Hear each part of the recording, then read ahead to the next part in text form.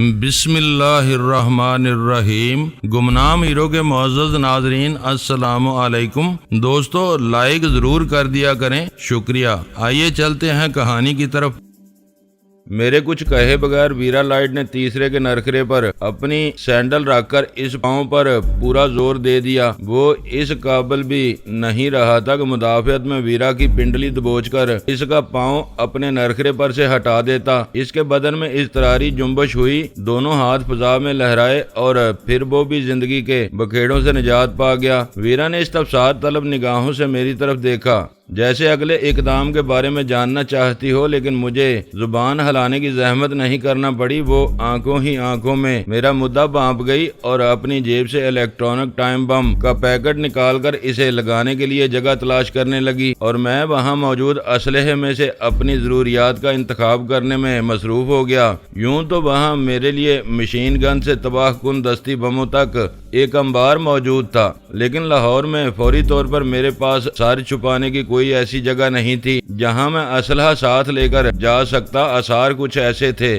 کہ شاید واپسی پر ویرا کے ہوٹل ہی میں پناہ لینا پڑ جاتی، لہٰذا میں نے بڑے بور کے ایک بے آواز پستول اور چند بموں پر ہی اکتفا کیا، کیونکہ اب میرا لاہور میں طویل قیام کا کوئی ارادہ نہیں تھا۔ لائٹز کاٹیج کی تباہی کے ساتھ میرا ایک پرانا خواب شرمندہ تعبیر ہو جاتا، جس کے بعد اگلا مرحلہ غزالہ تک رسائی کا تھا، جس کے لیے ویرا لائٹ کی ذات کا سہارا ناگزیر بن چکا تھا، کیونکہ وہ بالا ہی بالا غزالہ کو بیرون ملک بھجوا چکی تھی۔ آخر کار ویرا نے بارودی بموں کی متعدد پیٹیوں کے درمیان ایسی جگہ تلاش کر ہی لی جہاں سلگنے والی مہوم سی چنگاری بھی اس تہ خانے میں آتشی جہنم کا دانہ کھول سکتی تھی۔ 10 منٹ تہ خانے میں ویرا کی سوالیہ آواز گونجی۔ اس وقت اس کا لہجہ ہر قسم کے جذبات سے عاری تھا۔ خودکشی کا ارادہ ہو تو 10 سیکنڈ مناسب رہیں گے، تاکہ سسک کر مرنے کی بجائے دھماکہ ہوتے ہی کام تمام ہو جائے۔ نکاسی کے دانے پر مارے گئے تو جنت میں بھی کلک رہے گا، میں نے طنزیہ لہجے میں کہا۔ وہ حسب توقع بھڑک اٹھی۔ مرچیں کیوں چبا رہے ہو؟ سیدھی طرح بات نہیں کر سکتے؟ کر سکتا ہوں مادام، میں نے اپنا داہنا ہاتھ سینے پر رکھ کر سر کو قدرے خام دیتے ہوئے کہا، بشرطے کہ میرے سر پر 7 عدد انسانی لاشیں نہ سوار ہوں۔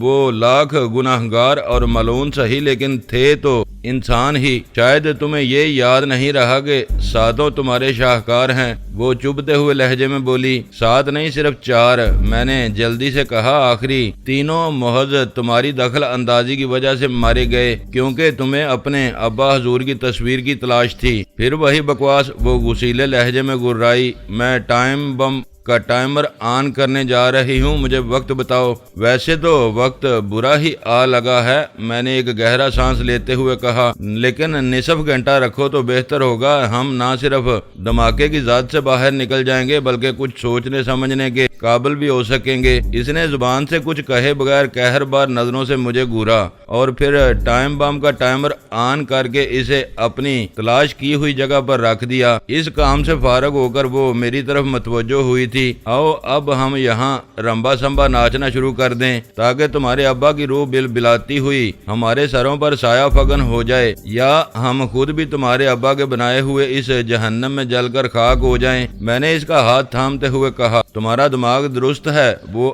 آنکھیں نکال کر بولی، ٹائمر چل پڑا ہے اور اب بم پھٹنے سے پہلے اسے کسی طرح روکا نہیں جا سکتا۔ یوں ہی بیٹھے ہذیان بکتے رہے تو واقعی جہنم واصل ہو جاؤ گے۔ میں جہنم واصل نہ ہو سکوں گا، میں نے اسلحے کی ایک پیٹی کا سہارا لے کر خوش دلی کے ساتھ کہا۔ وہاں گیا تو جہنم کے باسی گمراہ ہو جائیں گے۔ غزالہ کے ہاتھ سے نکل جانے کے بعد میرے لیے زندگی میں کوئی کشش باقی نہیں رہ گئی ہے۔ اسی کے ساتھ میں نے اس کا ہاتھ چھوڑ کر بے آواز پستول کی نال فضا میں بلند کر لی۔ اوہ، وہ غصے میں دانت پیستے ہوئے بولی، تو اب تم مجھے دمکانے کی کوشش کر رہے ہو؟ یہ تمہارا اپنا خیال ہے۔ میں نے اس کے تبصرے کی اہمیت محسوس کرتے ہوئے پستول اپنی گود میں ڈال لیا۔ غزالہ کی بازیابی یا اس تک رسائی کے بارے میں کوئی فیصلہ کر کے ہی ہم یہاں سے جا سکیں گے، ورنہ نہیں۔ اس نے غضبناک لہجے میں کہا، یہ تمہارا اندازہ ہو سکتا ہے، میرا ارادہ نہیں۔ میں نے بے پرواہی سے شانے اچکا کر کہا،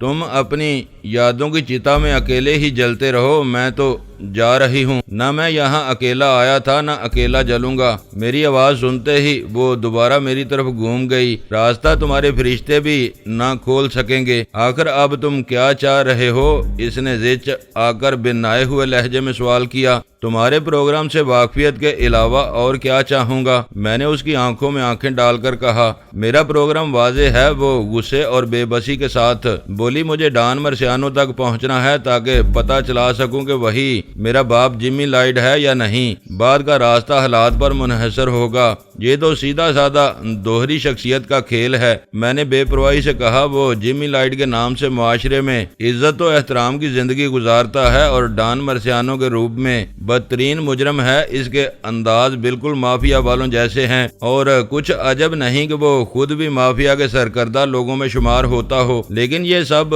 تمہاری رام کہانی ہے، اس میں غزالہ کا ذکر کہیں نہیں ملتا۔ تم وقت برباد کر رہے ہو۔ وہ اپنی ریسٹ واچ پر نگاہ ڈالتے ہوئے بے چینی کے ساتھ بولی۔ 3 منٹ سے زائد گزر چکے ہیں، یوں ہی الجھتے رہے تو 30 منٹ بھی بے خبری میں گزر جائیں گے۔ غزالہ کی بات کرو اچھی لڑکی، میں نے ناصحانہ لہجے میں کہا۔ فورک لفٹ پر سوار ہو کر ہم بہت جلد سرنگ کے دانے پر تک پہنچ سکتے ہیں۔ 30 منٹ کا وقفہ میں نے سوچ سمجھ کر ہی تجویز کیا تھا۔ تم میرے ساتھ چل سکتے ہو، چاہو تو ہم لاہور سے براہ راست لندن روانہ ہو سکتے ہیں۔ تمہیں غزالہ تک پہنچا کر میں واپس روم آ جاؤں گی۔ اس سے زیادہ کیا چاہتے ہو؟ یہاں سے براہ راست روانگی تو ممکن نہ ہوگی، میں نے اپنی جگہ چھوڑ کر فورک لفٹ کی طرف بڑھتے ہوئے کہا۔ میرے پاس پاسپورٹ تو درکنار شناختی کارڈ بھی نہیں رہا ہے، گھر کے ساتھ سب ہی کچھ آگ کی نظر ہو گیا تھا۔ فکر نہ کرو، انجن سٹارٹ ہوتے ہی اس نے فورک پر کھڑے ہو کر کہا۔ سفری دستاویزات کا میرا ذمہ، 2 گھنٹے میں تمام کاغذات تمہارے ہاتھ میں موجود ہوں گے۔ ایسی دم سے میں لنڈورا ہی بلا، میں نے احتجاجیہ لہجے میں کہا۔ یہاں سے تو شاید نکل بھی جاؤں، ہیتھرو پر جعلی کاغذات پکڑے جائیں گے، میں جیل چلا جاؤں گا اور تمہاری جان چھوٹ جائے گی۔ سنا ہے کچھ عرصے بعد تو وہاں بھی ویزا کے بغیر داخلہ نہیں رہے گا۔ اس معاملے کو میں خود سر انجام دوں گا، کاغذات سب اصل ہوں گے۔ وہ ہنسنے لگی۔ تم لوگ اپنی بڑی مالیت کے نوٹوں پر اپنے کسی بڑے کی تصویر چھاپتے ہو جس کا پورا احترام کیا جاتا ہے۔ تصویر ہی نہ ہونے والے کام بھی چٹکی بجاتے ہو جاتے ہیں، تمہارے ہی سکھائے ہوئے ہیں ہم بھی، میں نے اس کے تبصرے کی چبن محسوس کرتے ہوئے طنزیہ لہجے میں کہا۔ کچھ تم لوگ اپنی ملکہ کے ساتھ کر رہے ہو، ہم تو اپنے بزرگوار کے ساتھ اس کا عشر عشیر بھی نہیں کرتے۔ وہ تو خاموش ہو گئی، لیکن اس لمحے میرا دل خاصا افسردہ تھا۔ رشوت ایک ناسور بن کر پورے معاشرے کی رگوں میں اتر گیا تھا، کوئی لینے والا تھا تو کوئی دینے والا، سب شب و روز کی خریداری کے المناک روگ میں مبتلا تھے۔ شرم و حیا تک مٹ چکی تھی کہ لینے والے اجنبیوں کی پرواہ کیے بغیر سب کے سامنے اونچی آوازوں میں سودے کرتے تھے، کیونکہ احتساب اور باز پرس کا خوف انکا ہو چکا تھا۔ کالا دن جیبوں میں جس بازار میں چلے جائیں کوئی پوچھنے والا نہیں تھا کہ بھائی یہ کروڑوں کس مد میں حاصل ہوئے اور جو چاہیں خرید سکتے ہیں۔ صورتحال کے پیش نظر میرے ذہن میں بس یہی خیال آیا کہ رشوت پھل پھول رہی تھی۔ تباہی کے اس ٹائم بم کا ٹائم 30 منٹ تھا، مگر کسی کو یہ معلوم نہیں تھا کہ وہ کتنی مدت کے لیے سیٹ کیا گیا ہے، اور اسی بے خبری میں کسی دن اچانک ایک زبردست دھماکہ ہونے والا تھا۔ جب مانگنے والوں کی شرحیں دینے کی بساط سے بڑھ جاتی ہیں تو تباہی کا ایک مہیب ریلا اٹھنے میں آنے والی ہر رکاوٹ کو خس و خاشاک کی طرح بہا لے جائے گا۔ فورک لفٹ سرنگ کے ڈلوان فرش پر دانے کی طرف بڑھتی رہی اور میں بنتے فرنگ کے الفاظ کی لگائی ہوئی آگ میں اندر ہی اندر سلگتا رہا۔ ہیروین، ناجائز اسلحہ اور ان تینوں میں کون سا زہر زیادہ مہلک تھا؟ ہیروین جو خریدتا ہے وہی پیتا ہے اور پھر کتے کی طرح سسک کر مرتا ہے۔ کروڑوں کی آبادی میں ایسے دیوانوں کی تعداد چند لاکھ سے زیادہ نہیں تھی۔ اثر بڑھ رہا تھا۔ خفیہ اڈوں اور کمی گاہوں سے نکل کر یہ فسوں خیز مگر ہلاکت آفرین صفوف گلی کوچوں اور گھروں کے آنگن تک اڑتا پھر رہا تھا، مگر پھر بھی اس آفت کے ماروں کی تعداد کم تھی اور وہ معاشرے میں قابل ملامت تھے، اور اسلحہ تو اس کی خریداری ہر ایک کے بساط سے باہر تھی۔ نصف لاکھ کے آس پاس بکنے والی کلاشن کوف 10-10 ہزار میں تقریباً سر عام بک رہی تھی، لیکن بہت کم لوگوں کے قبضے میں تھی۔ جو لیتے تھے وہ معاشرے میں چور، ڈاکو، قذاب مذاق اور دہشت گرد سمجھے جاتے تھے۔ ملامت ان کا مقدر بن جاتی تھی، قانون ان کا کھلا دشمن تھا۔ 4 بچ نکلتے تو 10 مارے جاتے اور 20 جیلوں میں سڑ جاتے تھے، اور ان کی تعداد بھی کم تھی، آبادی کے 1% سے بھی بہت کم۔ مگر رشوت اس کے آزار سے تو بس وہی محفوظ تھے جو عہد جدید کے انتظامی طور طریقوں سے دو چار ہوئے بغیر، کسی سائنسی سہولت کے بغیر، امداد باہمی کے اصول پر ویرانوں میں رہ رہے تھے، اور ایسے خوش نصیبوں کا شمار نہ ہونے کے برابر تھا جو جدید تمدن سے بہرہ ور ہونے پر مجبور تھے۔ انہیں معیار اور آسائشوں کے حصول کی اندھی دوڑ نے رشوت کے جہنم میں جھونکا ہوا تھا۔ ذلت اور صفات کے صدیوں پرانے شناختی رویے فراموش کر دیے گئے تھے، اور صرف پیسہ ذات بن کر رہ گیا تھا۔ بڑا گھر، بڑی گاڑیاں اور چند دوسرے لوازمات انسان کو معزز قرار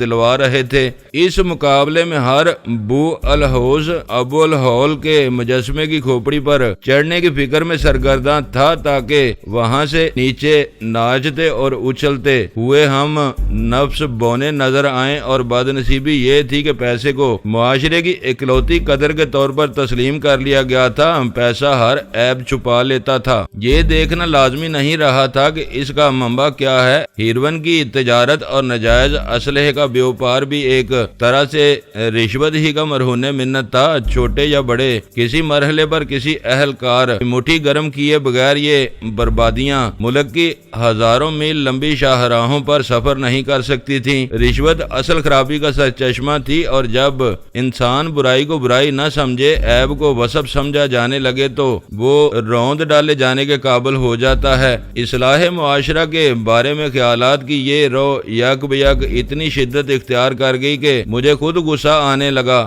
میں بلا وجہ جمی لائٹ اس کی تنظیم اور لائٹز کاٹیج کے پیچھے اپنا وقت برباد کر رہا تھا۔ اصل جنگ تو رشوت کے خلاف لڑنا چاہیے تھی۔ اس کی بے کنی ہوتے ہی بے شمار چھوٹی بڑی خامیوں کا خود بخود صفایا ہو سکتا تھا۔ ویرا کی ہلکی سی چیخ نے مجھے چونکا دیا۔ رفتار کم کرو، جھٹکے نیچے گری تو پہیے میں دب کر رہ جاؤں گی۔ میں نے خفت امیز مسکراہٹ کے ساتھ فورک لفٹ کی رفتار کم کر دی، کیونکہ فورک پر کھڑی ہوئی ویرا کے لیے خود کو سنبھالے رکھنا دشوار ہو رہا تھا۔ اپنے معاشرے کے سدھار کے بارے میں سوچتے ہوئے سارا ذہن غالباً غیر ارادی طور پر داہنے پاؤں پر منتقل ہوتا رہا تھا، اور رفتار خاصی بڑھ گئی تھی۔ پھر سامنے دیوار آ گئی، سرنگ کو مسدود کرنے والی۔ دیوار نے میرے ذہن سے پردہ کھسکا دیا۔ دیوار کے ہٹائے جانے تک میں ویرا سمیت اس سرنگ کا قیدی تھا، جو کچھ دیر بعد خوفناک بارودی دھماکوں کے ساتھ برباد ہونے والی تھی۔ اسی طرح ہم سب حالات کے قیدی تھے، اپنے اپنے گرد رونما ہونے والے واقعات کے حصار میں گرے ہوئے تھے، اور اس سے باہر کچھ کر گزرنا ہی ہر ایک کے بس سے باہر تھا۔ میری زندگی کا بڑا حصہ جرائم کی آبیاری میں گزرا تھا، اور میرا واسطہ مجرموں کے گروہ سے رہا تھا، لیکن کبھی کسی راشی سے میرا واسطہ نہیں پڑا تھا۔ اس لیے میری ساری مہم کا زور ان مجرموں پر مرکوز ہو کر رہ گیا تھا۔ اگر ویرا اپنے ایک لطیف سے طنز کے ذریعے مجھے اپنی سرزمین پر پیسے کے غلط بلکہ مجرمانہ استعمال کا احساس نہ دلاتی تو شاید میں سوچ بھی نہ سکتا تھا کہ رشوت ہمارے لیے کس قدر محیب افرید کی صورت اختیار کرتی جا رہی ہے۔ راشی میری نگاہوں سے اوجھل تھے، لیکن مجرموں سے میں خوب واقف تھا، لہذا بہتر یہی تھا کہ میں نئے امکانات کی تلاش میں اپنی توانائیاں برباد کرنے کی بجائے اسی راہ پر لگا رہوں۔ یہ فیصلہ کرتا ہوا میں انجن بند کر کے فورک لفٹ پر سے اتر آیا۔ ہیڈ لیمپس میں نے روشن چھوڑ دیے تھے کیونکہ وہاں تاریکی تھی۔ فورک لفٹ ڈرائیو کرتے ہوئے کیا سوچ رہے تھے؟ ویرا نے بغور میری طرف دیکھتے ہوئے پوچھا۔ کچھ نہیں، میں نے سر جھٹک کر کہا۔ مقدر پر غور کر رہا تھا کہ یہ کتنے اٹل ہوتے ہیں۔ مجھے تو شبہ ہے کہ تم کسی نئی چال پر غور کر رہے تھے۔ اس کا لہجہ شکوک سے لبریز تھا۔ چال کس سے چلوں گا؟ میں نے پھیکی مسکراہٹ کے ساتھ کہا۔ غزالہ کو اغوا کر کے تم نے شروع ہی سے میری چال بگاڑ رکھی ہے۔ اس کی بازیابی تک تمہیں میری ذات سے کوئی فکر لاحق نہیں ہونا چاہیے۔ اسے جواب دے کر میں اس خفیہ میکینزم کی طرف بڑھ گیا جس کی مدد سے سامنے رکاوٹ بنی ہوئی دیوار کو زمین دوز کیا جا سکتا تھا۔ 11 منٹ گزر چکے ہیں، ویرا خود کلامی کے انداز میں بڑبڑائی، مگر میں اس پر توجہ دیے بغیر اپنے کام میں مشغول رہا اور آخر کار سامنے والی دیوار اور سرنگ کی چھت کے درمیان پوری چوڑائی میں جری نمودار ہو گئی جو بتدریج بڑھتی جا رہی تھی۔ پھر اس خلاف سے تاروں بھرا نیلا آسمان نظر آنے لگا۔ دیوار نیچے دنستی رہی اور میں ویرا کے ہمراہ اس کے قریب آ کھڑا ہوا۔ اس سرنگ میں گھٹن بالکل بھی نہیں تھی، لیکن بڑھتی ہوئی جوری میں سے آنے والے تازہ ہوا کے خنک جھونکوں میں کچھ عجیب ہی سا سرور تھا۔ پھر جو ہی دنستی ہوئی دیوار ہمارے چہروں کے سامنے سے گزری، اچانک وہ ہوا جس کا وہم و گمان بھی نہیں تھا۔ ہماری پوزیشن ایسی خطرناک تھی کہ ہم اپنے عقب سے آنے والے فورک لفٹ کے ہیڈ لیمپس کی روشنی میں باہر جنگل میں چھپے ہوئے کسی بھی دشمن کے لیے سہل ترین نشانے پر تھے۔ گھنے اور تاریک جنگل سے اچانک ایک ٹامی گن چند سیکنڈ کے لیے گنگنائی اور تڑا تڑ گولیاں برس پڑیں۔ غنیمت یہ ہوا کہ فائر کرنے والے کی ٹامی گن کی نال شاید قدرے نیچے جھکی ہوئی تھی، جس کی وجہ سے گولیوں کی باڑ دنسی ہوئی دیوار کی بیرونی سطح پر پڑی اور ہم دونوں بال بال بچ گئے، ورنہ گولیوں سے ادڑ کر چہرے مسخ ہو گئے ہوتے۔ ویرا کا رد عمل مجھ سے مختلف نہیں تھا۔ ٹامی گن کے بیدار ہونے کی پہلی آواز سنتے ہی ہم دونوں دیوار کی اوٹ میں پختہ فرش پر گرے تھے اور لڑکتے ہوئے فورک لفٹ کی طرف بڑھے تھے۔ میرے اٹھنے سے قبل ویرا نے فورک لفٹ کے ہیڈ لیمپ کا سوئچ آف کر دیا۔ اس طرح ہم بھی اپنے حریفوں کی طرح تاریکی میں آ گئے تھے۔ فرق بس اتنا تھا کہ دشمن باہر کھلے جنگل میں روپوش تھا اور ہم سرنگ کے محدود دانے سے گزرنے کا خطرہ مول نہیں لے سکتے تھے۔ مجھے یہ دیکھ کر حیرت ہوئی کہ دیوار کو حرکت میں لانے والے میکینزم سے میرے ہاتھ کا دباؤ ختم ہونے کے باوجود دیوار بدستور نیچے جا رہی تھی، جبکہ باہر جھونپڑی والے کنٹرول پر میں تجربہ کر چکا تھا کہ میکینزم سے دباؤ ہٹتے ہی دیوار دوبارہ اوپر اٹھنا شروع ہو جاتی تھی۔ آخری بار ویرا نے اطلاع دی تھی کہ بم کا ٹائمر آن کیے 11 منٹ گزر چکے تھے۔ باہر اندھیرے میں نامعلوم مسلح دشمن موجود تھا اور اندر جہنم کی آگ جو کچھ ہی دیر بعد ہر طرف تباہی و بربادی اور موت کی بارودی گٹائیں پھیلانے والی تھی۔ میرے لیے وہ لمحات بڑے جان گسل اور اذیت ناک تھے۔ میری سمجھ میں نہیں آ رہا تھا کہ باہر سے گولیاں چلانے والے کون تھے اور ان سے کس صورت سے نپٹا جائے۔ دل کی دھڑکنیں تیز ہو چکی تھیں، تنفس کی رفتار بڑھ گئی تھی اور دوران خون کنپٹیوں میں ٹھوکریں مار رہا تھا۔ 7 لاشوں سے گزرنے کے بعد آزادی کی راہ سرنگ کے دانے کی صورت میں نظر آئی تو وہاں اندھیرے میں موت منتظر تھی۔ چند ثانیے بھیانک سکوت کے عالم میں گزر گئے۔ دونوں طرف مہیب خاموشی طاری تھی، جیسے کسی بڑے طوفان سے پہلے ہر طرف سوگوار سناٹا پھیل جاتا ہے۔ مجھے اپنے اور ویرا کے سانسوں تک کی آواز سنائی دے رہی تھی، پھر اس کی سرگوشیانہ آواز میرے کانوں میں سرسرائی، اب تم خاموش رہنا، میں صورتحال کو سنبھالنے کی کوشش کرتی ہوں۔ وہ دیکھ بھی نہ سکی ہوگی، لیکن میں گور اندھیرے میں غیر ارادی طور پر اپنا سر اسبات میں ہلا کر رہ گیا۔ ایک بار پھر فضا میں وہی اعصاب کو ریزہ ریزہ کرنے والا سناٹا چھا گیا، لیکن وہ زیادہ طویل نہ ہو سکا۔ اس بار ویرا کی سرد اور للکارتی ہوئی آواز پورے آہنگ سے گونجی تھی۔ ہو از ویئر؟ اس کی آواز میں بلاغت، تحکم اور اعتماد تھا۔ لہجے میں نہ جانے کیا خاص بات تھی کہ مجھے اپنی ریڑھ کی ہڈی میں چیونٹیاں سی رینگتی ہوئی محسوس ہونے لگیں۔ یہ معلوم ہی نہیں ہوتا تھا کہ وہ وہی ویرا لائٹ ہے جو چند منٹ قبل میری بے رحمانہ بحث سے زچ آ کر بے بسی میں مبتلا ہو چکی تھی۔ واچ ڈاگز باہر سے آنے والی باری اور پرسکون آواز سن کر میں حیرت سے اچھل پڑا، کیونکہ وہ آواز سرنگ کے کھلے ہوئے دانے کے بالکل قریب داہنی سمت سے گونجی تھی۔ بولنے والے نے نگہبانی کے کتوں کا اجتماعی صیغہ استعمال کر کے یہ جتا دیا تھا کہ باہر وہ تنہا نہیں تھا۔ پھر وہ لوگ اندھیرے اور جمود کا فائدہ اٹھا کر بے آواز قدموں کے ساتھ پیش قدمی کرتے ہوئے شاید سرنگ کے دانے کے دونوں سروں پر اس طرح آ جمے تھے کہ ان کے خود کار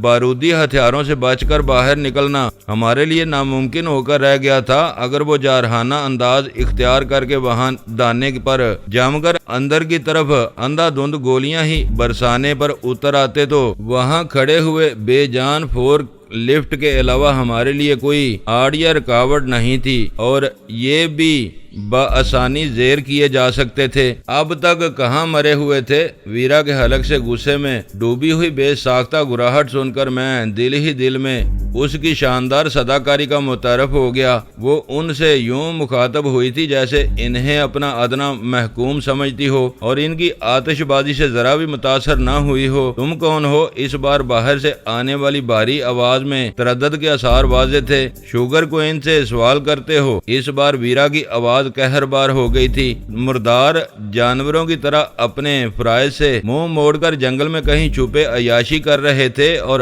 اب سر چڑھنے کی کوشش کر رہے ہو۔ ویرا کا حربہ کارگر رہا۔ اس بار باہر والا معروب ہو گیا اور جب وہ بولا تو اس کا لہجہ خوش آمدانہ تھا۔ ہم تھوڑی ہی دیر پہلے ڈیوٹی پر آئے ہیں۔ یہاں 9 سے 9 2 شفٹوں میں باری باری 2 گروپ ڈیوٹی دیتے ہیں۔ آج میرے اور میرے ساتھی کی رات کی ڈیوٹی تھی، لیکن قرب و جوار میں بھٹکنے کے باوجود ان کا سراغ نہیں ملا۔ مجھے خیال آیا کہ وہ جھوٹ بول رہا تھا۔ دونوں چوکیدار پچھلی رات ڈلنے کے بعد صبح صادق سے ذرا پہلے میرے ہاتھوں مارے گئے تھے۔ اگر 12 گھنٹے کی ڈیوٹی کا فلسفہ درست تسلیم کر لیا جاتا تو مزید 12 گھنٹے گزرنے سے پہلے صبح آنے والوں کو ان کی گمشدگی کا اندازہ ہو جانا چاہیے تھا۔ ویرا نے بھی فوراً یہی نتیجہ اخذ کیا تھا، کیونکہ اس کی سخت آواز سنائی دی تھی۔ تم جھوٹے ہو، میں صبح 6 بجے سے یہاں ہوں۔ تمہارے کہنے کے مطابق اس وقت تمہاری ڈیوٹی ہونا چاہیے تھی۔ میں تو صبح سے 7ویں بار باہر آنے والی تھی۔ ہر بار مجھے سناٹا ہی نظر آیا تھا۔ ہفتے کی وہ دونوں 24 گھنٹے ڈیوٹی دیتے ہیں۔ اتوار کو ہم 24 گھنٹے پورے کرتے ہیں۔ آج ہمارا آف تھا، چھٹی گزار کر ڈیوٹی پر آئے ہیں، لیکن وہ نہ جانے کہاں غائب ہیں۔ اس کی آواز تردد امیز ہو گئی تھی۔ میں نے اندھیرے میں نظریں جما کر محسوس کیا کہ بظاہر ویرا سے معروب ہو جانے کے باوجود ان دونوں میں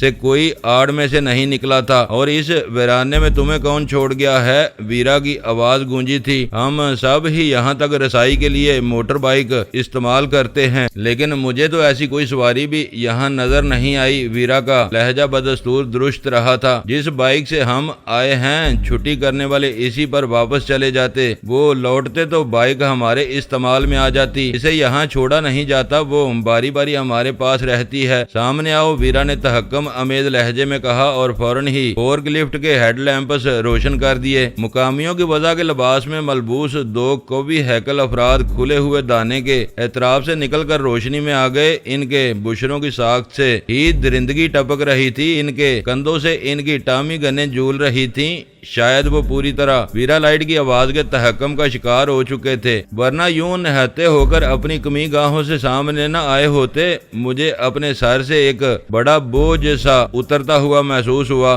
اسی لمحے ویرا بھی اپنی جگہ چھوڑ کر ان کے سامنے روشنی میں چلی گئی۔ اس پر نگاہ پڑتے ہی ان دونوں کے چہروں پر سراسیم کی نظر آئی تھی، کیونکہ ویرا نے میری بے خبری میں اپنے چہرے پر سیاہ نقاب دوبارہ مانڈ لی تھی اور اب وہ سرتاپا سیاہ پوش نظر آ رہی تھی اور اس کے داہنے ہاتھ میں پستول دبا ہوا تھا جس کا رخ ان دونوں کی جانب تھا۔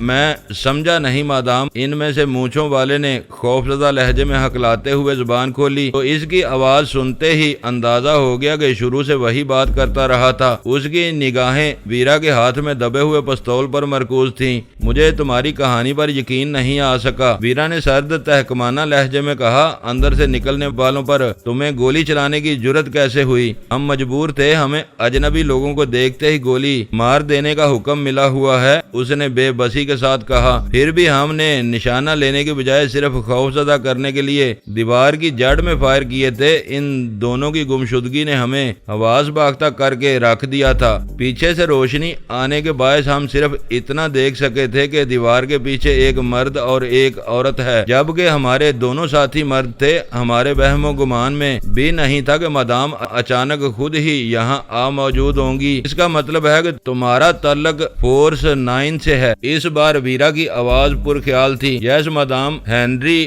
ہمارا یونٹ کمانڈر ہے، اسے بلا کر ہمارے ایک ایک لفظ کی تصدیق کی جا سکتی ہے۔ اس نے احترام اور مستعدی کے ساتھ جواب دیا۔ وہ اندر ہی موجود ہوگا۔ اندر کوئی نہیں ہے، ویرا غصیلے لہجے میں پھر بڑک اٹھی۔ سب نہ جانے کہاں جا مرے ہیں، صبح سے اب تک بس تم دونوں کی صورتیں نظر آئی آئی ہیں جیسے سب فرار ہو گئے ہوں۔ مونچھوں والے کے چہرے پر کرب امیز تشویش کے آثار پھیل گئے۔ یہ تو بہت بری خبر ہے، باہر والوں کو بہتیرے خطرات پیش آ سکتے ہیں، مگر ہنری کہاں گیا؟ اسے تو کسی بھی صورت میں یہاں سے نہیں ہلنا چاہیے تھا۔ ہر رپورٹ اسی کو دی جاتی ہے اور وہی ہدایت جاری کرتا ہے۔ بولتے بولتے وہ کسی خیال کے تحت چونک پڑا۔ ایسا تو نہیں کہ کوئی غیر اندر گھسنے میں کامیاب ہو گیا ہو؟ میرے لیے اتنا ہی کافی تھا کہ وہ دونوں قابو میں آ گئے تھے اور اچانک پیدا ہونے والا محیب خطرہ ٹل چکا تھا۔ میری دانست میں ویرا کی وہ جرا بالکل بے سود اور وقت کی بربادی کے مترادف تھی۔ وقت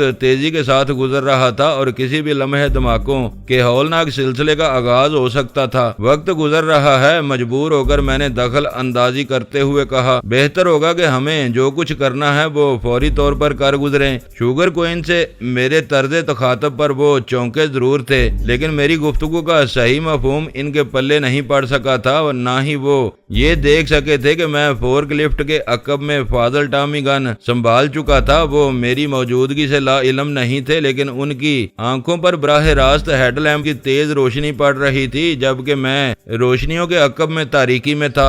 لائٹز کاٹیج کے تہہ خانے میں موجود اسلحے کے انبار میں سے میں نے اپنے ساتھ لے جانے کے لیے بڑے بور کے ایک پستول اور چند دستی بموں کا ہی انتخاب کیا تھا، لیکن غیر ارادی طور پر یا شاید چھٹی حص کے لاشعوری اشارے پر ایک ٹامی گن لوڈ کیے ہوئے میگزین سمیت فورک لفٹ میں ڈال لایا تھا اور ارادہ تھا کہ اسے یوں ہی پڑا ہوا چھوڑ کر ہم دونوں واپس لوٹ جائیں گے، لیکن اب اس کے استعمال کا موقع آ گیا تھا۔ سامنے کھڑے ہوئے دونوں افراد کے شانوں پر ٹامی گنیں موجود تھیں اور اگر پستول پر انحصار کیا جاتا تو نشانہ درست ہونے کی صورت میں بھی جتنی دیر میں ایک کو موت کے گھاٹ اتار کر دوسرے کا نشانہ لیا جاتا، وہ مدافعت کی حیوانی جبلت کے زیر اثر بھڑک کر کوئی ایسا قدم اٹھا سکتا تھا کہ بنی بنائی صورتحال بگڑ سکتی تھی۔ یہ دونوں گدھے ہیں۔ وہ ان پر سے نگاہ ہٹائے بغیر بولی، اب ان کا مسئلہ تم ہی حل کرو۔ میں اپنی جگہ تیار تھا۔ ویرا سے اشارہ ملتے ہی میں نے پوزیشن لی اور مختصر سے برسٹ میں ہی ان دونوں کے بدن چھلنی کھو کر خون کی داریں اڑاتے فرش پر ڈھیر ہو گئے۔ گن خاموش ہو گئی، لیکن سرنگ میں اس کی بازگشت کئی ثانیوں تک گونجتی رہی۔ ان دونوں پر میرا وار اس قدر کارگر رہا تھا کہ دہشت اور بے یقینی میں ڈوبی ہوئی پہلی چیخ کے بعد ساکت ہونے تک ان کے منہ سے کوئی آواز نہیں نکل سکی تھی۔ 24 گھنٹے سے بھی کم مدت میں میرے ہاتھ سے تنظیم کے 9 اہم کارندے موت کے گھاٹ اتر چکے تھے۔ برسوں کی بے خوف زندگی میں نے کبھی دیکھا یا سنا تک نہیں تھا کہ کسی فرد واحد نے کسی بھی جذبے کے تحت مختصر مدت میں اتنے بڑے پیمانے پر خون ریزی کی ہو۔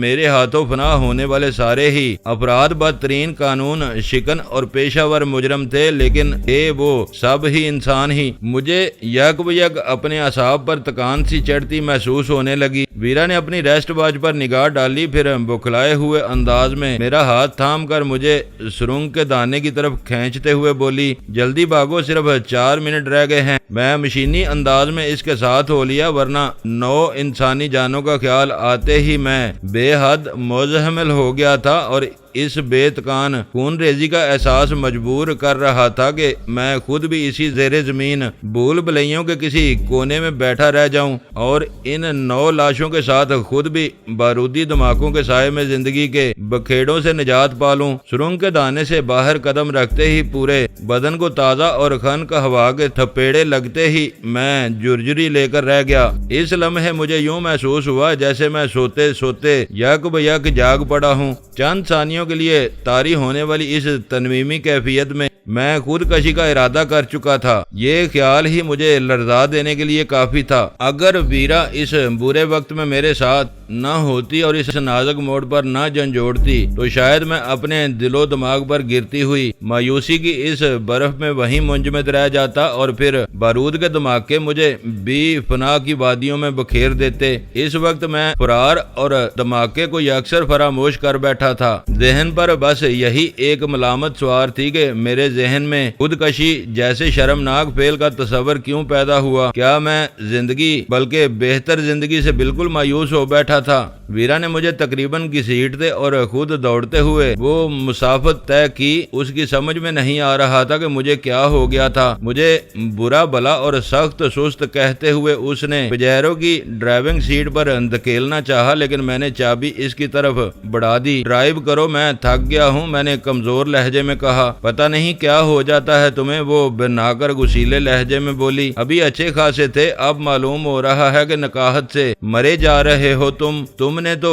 اس وقت حاملہ عورتوں کو بھی مات کر دیا ہے۔ حاملہ عورتوں پر 1-2 جانوں کا بوجھ ہوتا ہے ویرا، میں 9 جانوں کا بوجھ لیے پھر رہا ہوں۔ میں نے پجیرو کی پیسنجر سیٹ سنبھال کر کسلمندانہ انداز میں پشتگاہ سے ٹیک لگاتے ہوئے کہا، اوہ تو مار کر مرے جا رہے ہو؟ وہ سیلف لگاتے ہوئے میرا مضاحکہ اڑانے کے انداز میں بولی۔ تم کو تو کسی کلیسا میں ہونا چاہیے تھا فادر ڈینی، تم اس دھول دھپے میں کہاں آن پھنسے؟ بکواس بند کرو الو کی پٹھی۔ میں اچانک ہی آپے سے باہر ہو گیا، میری گراتی ہوئی آواز اور پھر طرز تخاطب پر وہ ششدر رہ گئی۔ اس نے میری طرف سر گھمایا، اس کے چہرے پر بدستور سیاہ غلاف منڈا ہوا تھا، اس لیے میں اس کے چہرے کے تاثرات تو نہ دیکھ سکا، لیکن یہ اندازہ ضرور ہو گیا کہ وہ میرے جواب پر ہکا بکا رہ گئی تھی۔ پہلا دھماکہ بہت موہوم سا تھا، آواز سنائی دی تھی لیکن ارتعاش مفقود تھا۔ ویرا اس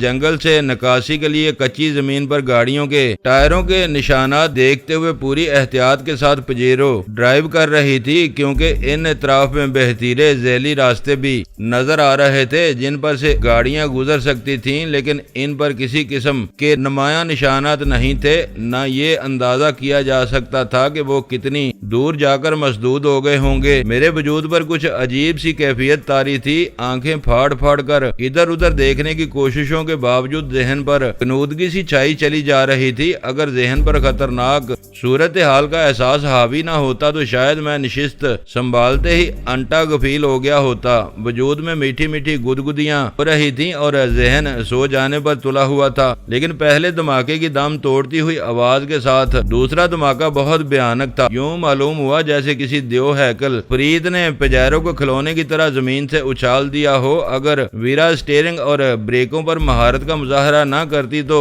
پجیرو گھنے درختوں سے ٹکرا کر تباہ ہو گئی ہوتی۔ اس کے بعد تو دھماکوں کا تار لگ گیا، ایسا معلوم ہو رہا تھا جیسے اس خطۂ ارض پر شدید قسم کا بھونچال آ گیا ہو۔ فادر کچھ دعا فرمائیے، میرے لیے اسٹیئرنگ سنبھالے رکھنا دشوار ہو رہا ہے۔ ویرا کی زہریلی آواز سنتے ہی میرے ذہن پر گرتی ہوئی سرور اور خود فراموشی کی کوہر یک بیک صاف ہو گئی۔ 30 منٹ کی مدت گزر چکی تھی اور لائٹز کاٹیج کی پرشکوہ عمارت اور اس کے زیر زمین طلسم کدے میں اس شاندار تباہی کا آغاز ہو چکا تھا جس کے خواب میں مدت سے دیکھتا چلا آ رہا تھا۔ ٹائم بم کامیاب رہا تھا اور لائٹز کاٹیج کے نیچے پوشیدہ بارود کے ذخائر اپنی پوری تباہ کاریوں سمیت بیدار ہو چکے تھے۔ اس دوران میں ویرا اپنے چہرے سے سیاہ نقاب اتار چکی تھی اور میں گاڑی میں پھیلی ہوئی تاریکی کے باعث وہ اس کے چہرے کے تاثرات کا تفصیلی جائزہ نہیں لے سکتا تھا، لیکن جا بجا سامنے آنے والی رکاوٹوں سے ٹکرا کر لوٹنے والے ہیڈ لیمپس کے ناکافی انعکاس میں بھی یہ دیکھا جا سکتا تھا کہ ویرا کا چہرہ سوتا ہوا تھا اور ہونٹ بنچے ہوئے تھے۔ صاف نظر آ رہا تھا کہ مجبوری کے تحت وہ جو کچھ کر گزری تھی اس کے نتائج پر خوش نہیں تھی، بلکہ دل ہی دل میں شاید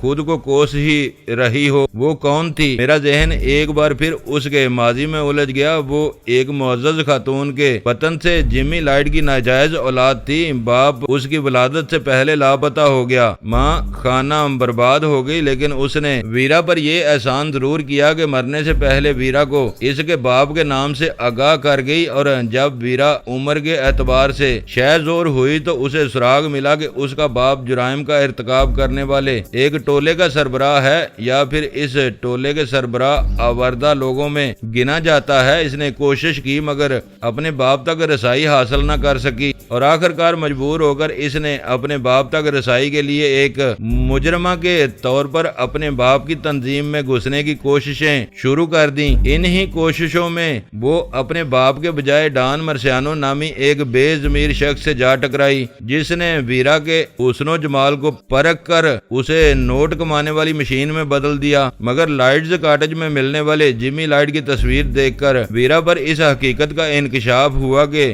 جمی لائٹ اور ڈان مرسیانو ایک ہی شخصیت کے دو نام تھے۔ جمی کو وہ اپنا باپ سمجھ کر مان مندر میں چپکے چپکے پوجتی رہی تھی اور ڈان مرسیانو کو رات کے گناہ پرور اندھیروں میں کمائی ہوئی رقم میں سے حصہ دیتی رہی تھی۔ ویرا مصر تھی کہ ڈان مرسیانو نے اس کے ساتھ جو کچھ کیا لا علمی میں کیا، اس کے وہم و گمان میں بھی نہ رہا ہوگا کہ ویرا اس کی اپنی بیٹی تھی، جبکہ میرا خیال اس سے بالکل مختلف تھا۔ جمی لائٹ جرائم کی دنیا کا بے تاج بادشاہ تھا، مگر اپنی کروفر کی زندگی کو درپیش خطرات سے پوری طرح واقف تھا، لہذا اس بے ثباتی کے پیش نظر اس نے کبھی شادی جیسی ذمہ داری کو قبول نہیں کیا۔ وہ روپ بدل بدل کر معاشرے میں ہر قسم کی سہولتوں اور عزت افزائیوں سے استفادہ کرتا رہا، اور اسی روانی میں ویرا کی ماں جمی لائٹ سے ٹکرا گئی۔ وہ لٹیرا معزز گرانے کی اس خاتون کو اس وقت تک پامال کرتا رہا جب تک اس عورت نے اسے اپنے ماں بننے کی نوید نہیں دی۔ وہ خبر سنتے ہی جمی لاپتہ ہو گیا اور اس کی ذات میں سہارا تلاش کرنے والی خاتون دربدر ہو گئی۔ اپنے مجازی خدا کی تلاش میں وہ نگر نگر پھرتی رہی، پھر ویرا کو اس کی ولدیت سے آگاہ کر کے موت کی سرد اور بے رحم وادیوں میں جا سوئی۔ ویرا اپنے باپ کو تلاش کرتی رہی اور آخرکار اسے پتہ چل گیا کہ اس کا باپ زیر زمین دنیا کا ایک سربراہ آوردہ شخص ہے۔ وہ باپ تک نہ پہنچ سکی تو اس کی تنظیم میں گھسنے کی کوششیں کرنے لگی اور اس میں کامیابی کے بعد اپنی دانست میں ڈان مرسیانو سے جا ٹکرائی،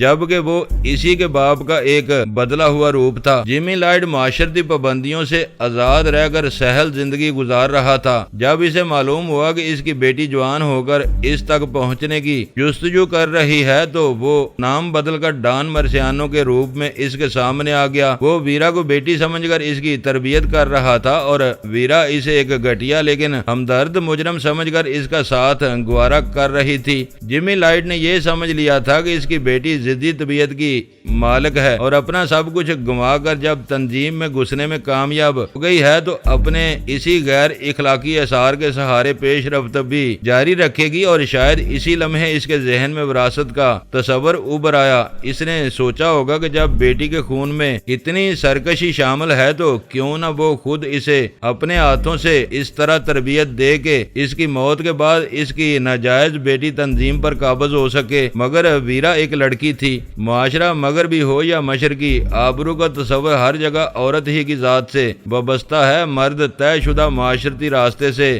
انحراف کرے تو وہ آوارہ، رنگین مزاج اور بے وفا کہلاتا ہے، جبکہ یہ سب ہلکے پھلکے سے الزام تصور کیے جاتے ہیں، لیکن وہی فعل عورت سے سرزد ہو جائے تو وہ بے آبرو کہلاتی ہے۔ شاید جمی لائٹ کے نزدیک اس کی بیٹی کا عورت ہونا ہی اس کی سربراہی کی راہ میں رکاوٹ بن سکتا تھا، لہذا اس نے ڈان مرسیانو کا روپ دھار کر اپنی بیٹی کی تربیت کا بیڑا اٹھا لیا۔ یہ اسی کی تربیت تھی کہ ویرا اب کسی کی رفاقت کو اپنے لیے باعث ملامت نہیں سمجھتی تھی۔ اس کا خیال تھا کہ اپنی بالادستی کو کام میں لاتے ہوئے اگر وہ کسی سے چند لمحوں یا چند دنوں کے لیے قریبی تعلق پیدا کر بیٹھتی ہے تو اس کا کچھ نہیں بگڑتا۔ اسی فلسفے کے تحت وہ اپنی ذات پر میرے کسی حق کو تسلیم کیے بغیر میرے ساتھ دوستی استوار کر چکی تھی۔ اس میں اپنی نسوانی وقار کے تحفظ کا احساس فنا ہو چکا تھا اور بس مردوں کی طرح انا کا یہی ایک احساس باقی رہ گیا تھا کہ حریف کے مقابلے میں ہر قیمت پر بالادستی حاصل کی جائے۔ بالادستی برقرار رکھنے کے لیے اسی اکلوتے جذبے کے باعث وہ کامرانی اور ترقی کی منزلیں طے کرتی ہوئی تنظیم کے ان چند بڑوں کی صف میں شامل ہو چکی تھی جو اپنے فیصلوں کے بارے میں خود مختار تصور کیے جاتے تھے، اور شاید انہی میں سے کسی کو جمی لائٹ کا جان نشین بننا تھا۔ اب تنظیم کے بارے میں تمہارے کیا خیالات ہیں؟ ہلکے اور شدید دھماکوں کے تسلسل میں نے اسے سوال کیا۔ جواب میں اس کی زہریلی سی مسکراہٹ کا اندازہ ہوا تھا، کیونکہ مدم انعکاس میں اس کے چہرے کا تفصیلی جائزہ لینا ممکن نہیں رہا تھا۔ تمہارے ساتھ جو کچھ کر گزری ہوں، اس کے بعد تنظیم سے وفاداری کا ڈونگ رچائے رکھنا بے سود ہے۔ اب تک جو لگاؤ تھا وہ یک بیک ختم ہو کر رہ گیا ہے۔ چند ثانیوں کے سکوت کے بعد اس نے تلخ لہجے میں کہا تھا، اور جمی لائٹ کے بارے میں کیا رائے ہے؟ میں نے سادگی کے ساتھ پوچھا۔ مجھے اشتعال دلانے والی باتیں نہ کرو، وہ گمبھیر لہجے میں بولی۔ آج تک میں اسے اپنا مغرور باپ سمجھ کر اس کی متلاشی رہی تھی، لیکن تم نے میرے اس تصور کو بھی مسخ کرنے کی پوری کوشش کی ہے۔ میں نے کوئی کوشش نہیں کی، تم بیٹی ہو اس لیے جذبات کی رو میں وہ نتائج اخذ نہ کر سکیں جو میں نے اخذ کر لیے، ورنہ میرے تو فرشتوں کو بھی علم نہیں تھا کہ جمی لائٹ ڈان مرسیانو بن کر تمہاری سرپرستی کر چکا ہے۔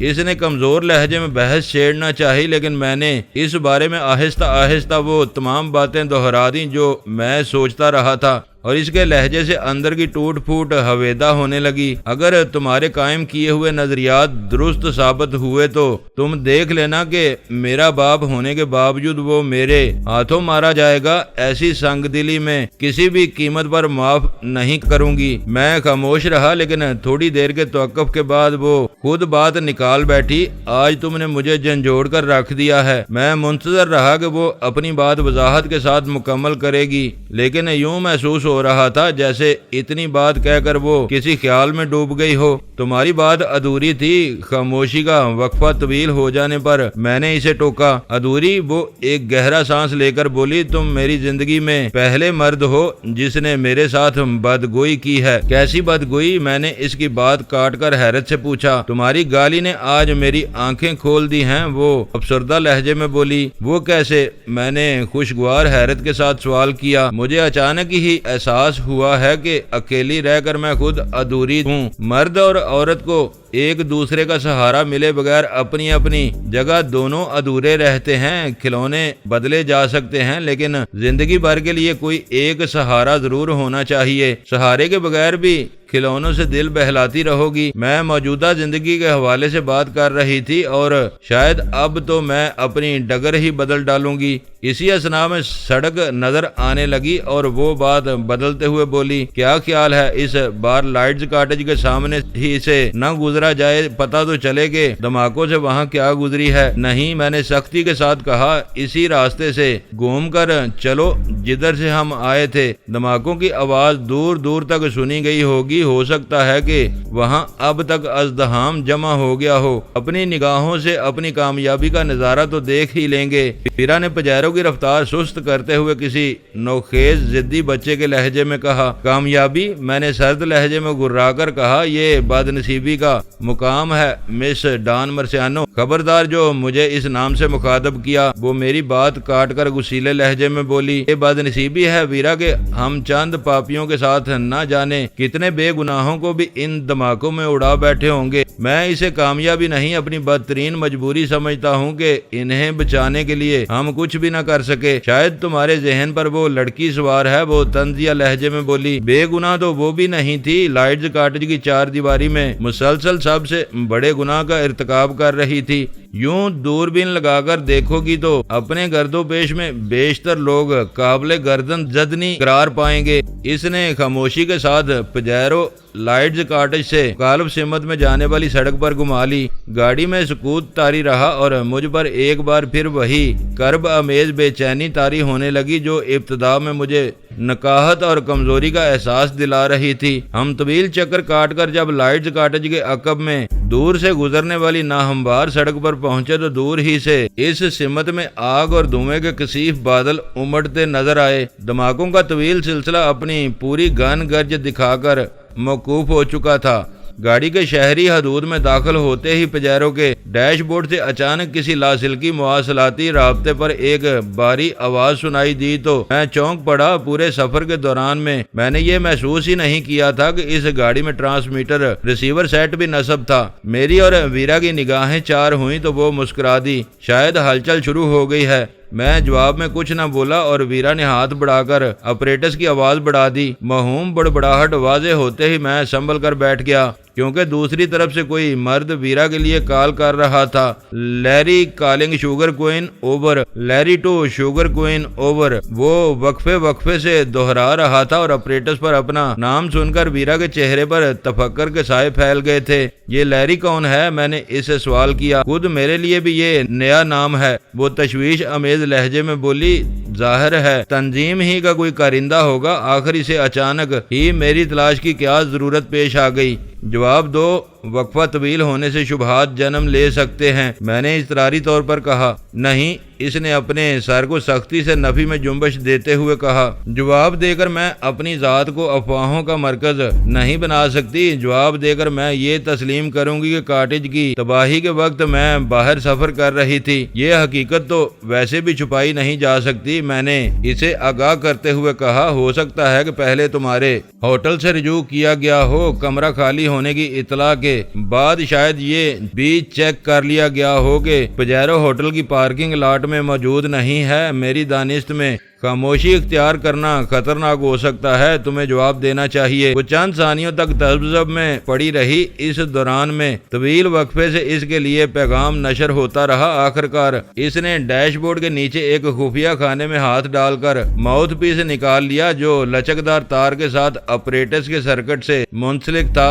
Sugar queen receiving Larry over. Apparatus پر دوسری طرف سے سکوت چھاتے ہی ویرا نے ماؤتھ پیس میں لگا ہوا کال بٹن دبا کر اپنی تحکم امیز آواز میں کہا تو اس کے لہجے میں تفکر یا بے اعتمادی کا شائبہ تک نہیں تھا۔ XL3 code 1۔ دوسری طرف سے بولنے والے نے شاید اپنا شناختی کوڈ ادا کیا تھا۔ معاملہ بہت اہم ہے، اپنا کوڈ دہراؤ اوور۔ Falcon 4 over. اس بار ویرا کے لہجے میں ہلکی سی تبدیلی رونما ہوئی، جس سے اندازہ ہوا کہ لیری اگر ویرا سے برتر نہیں تو کم از کم اس کا ہم رتبہ ضرور تھا۔ نمبر 1 سے بری خبر ملی ہے، کہیں کچھ دھماکے سنے گئے تھے۔ بولنے والا اسی قدر بتا پایا تھا کہ رابطہ منقطع ہو گیا۔ کوشش کے باوجود تینوں میں سے کسی فریکوینسی پر وہاں سے رابطہ پیدا نہیں کیا جا سکا اوور۔ کوئی بڑی گڑبڑ ہوئی ہے۔ ویرا کی اداکاری قابل رشک تھی، وہ آواز سے بہت متفکر نظر آنے لگی تھی۔ لیکن تمہیں معلوم ہے کہ میں نمبر 1 کے معاملات سے بالکل لا تعلق ہوں، یہ قصہ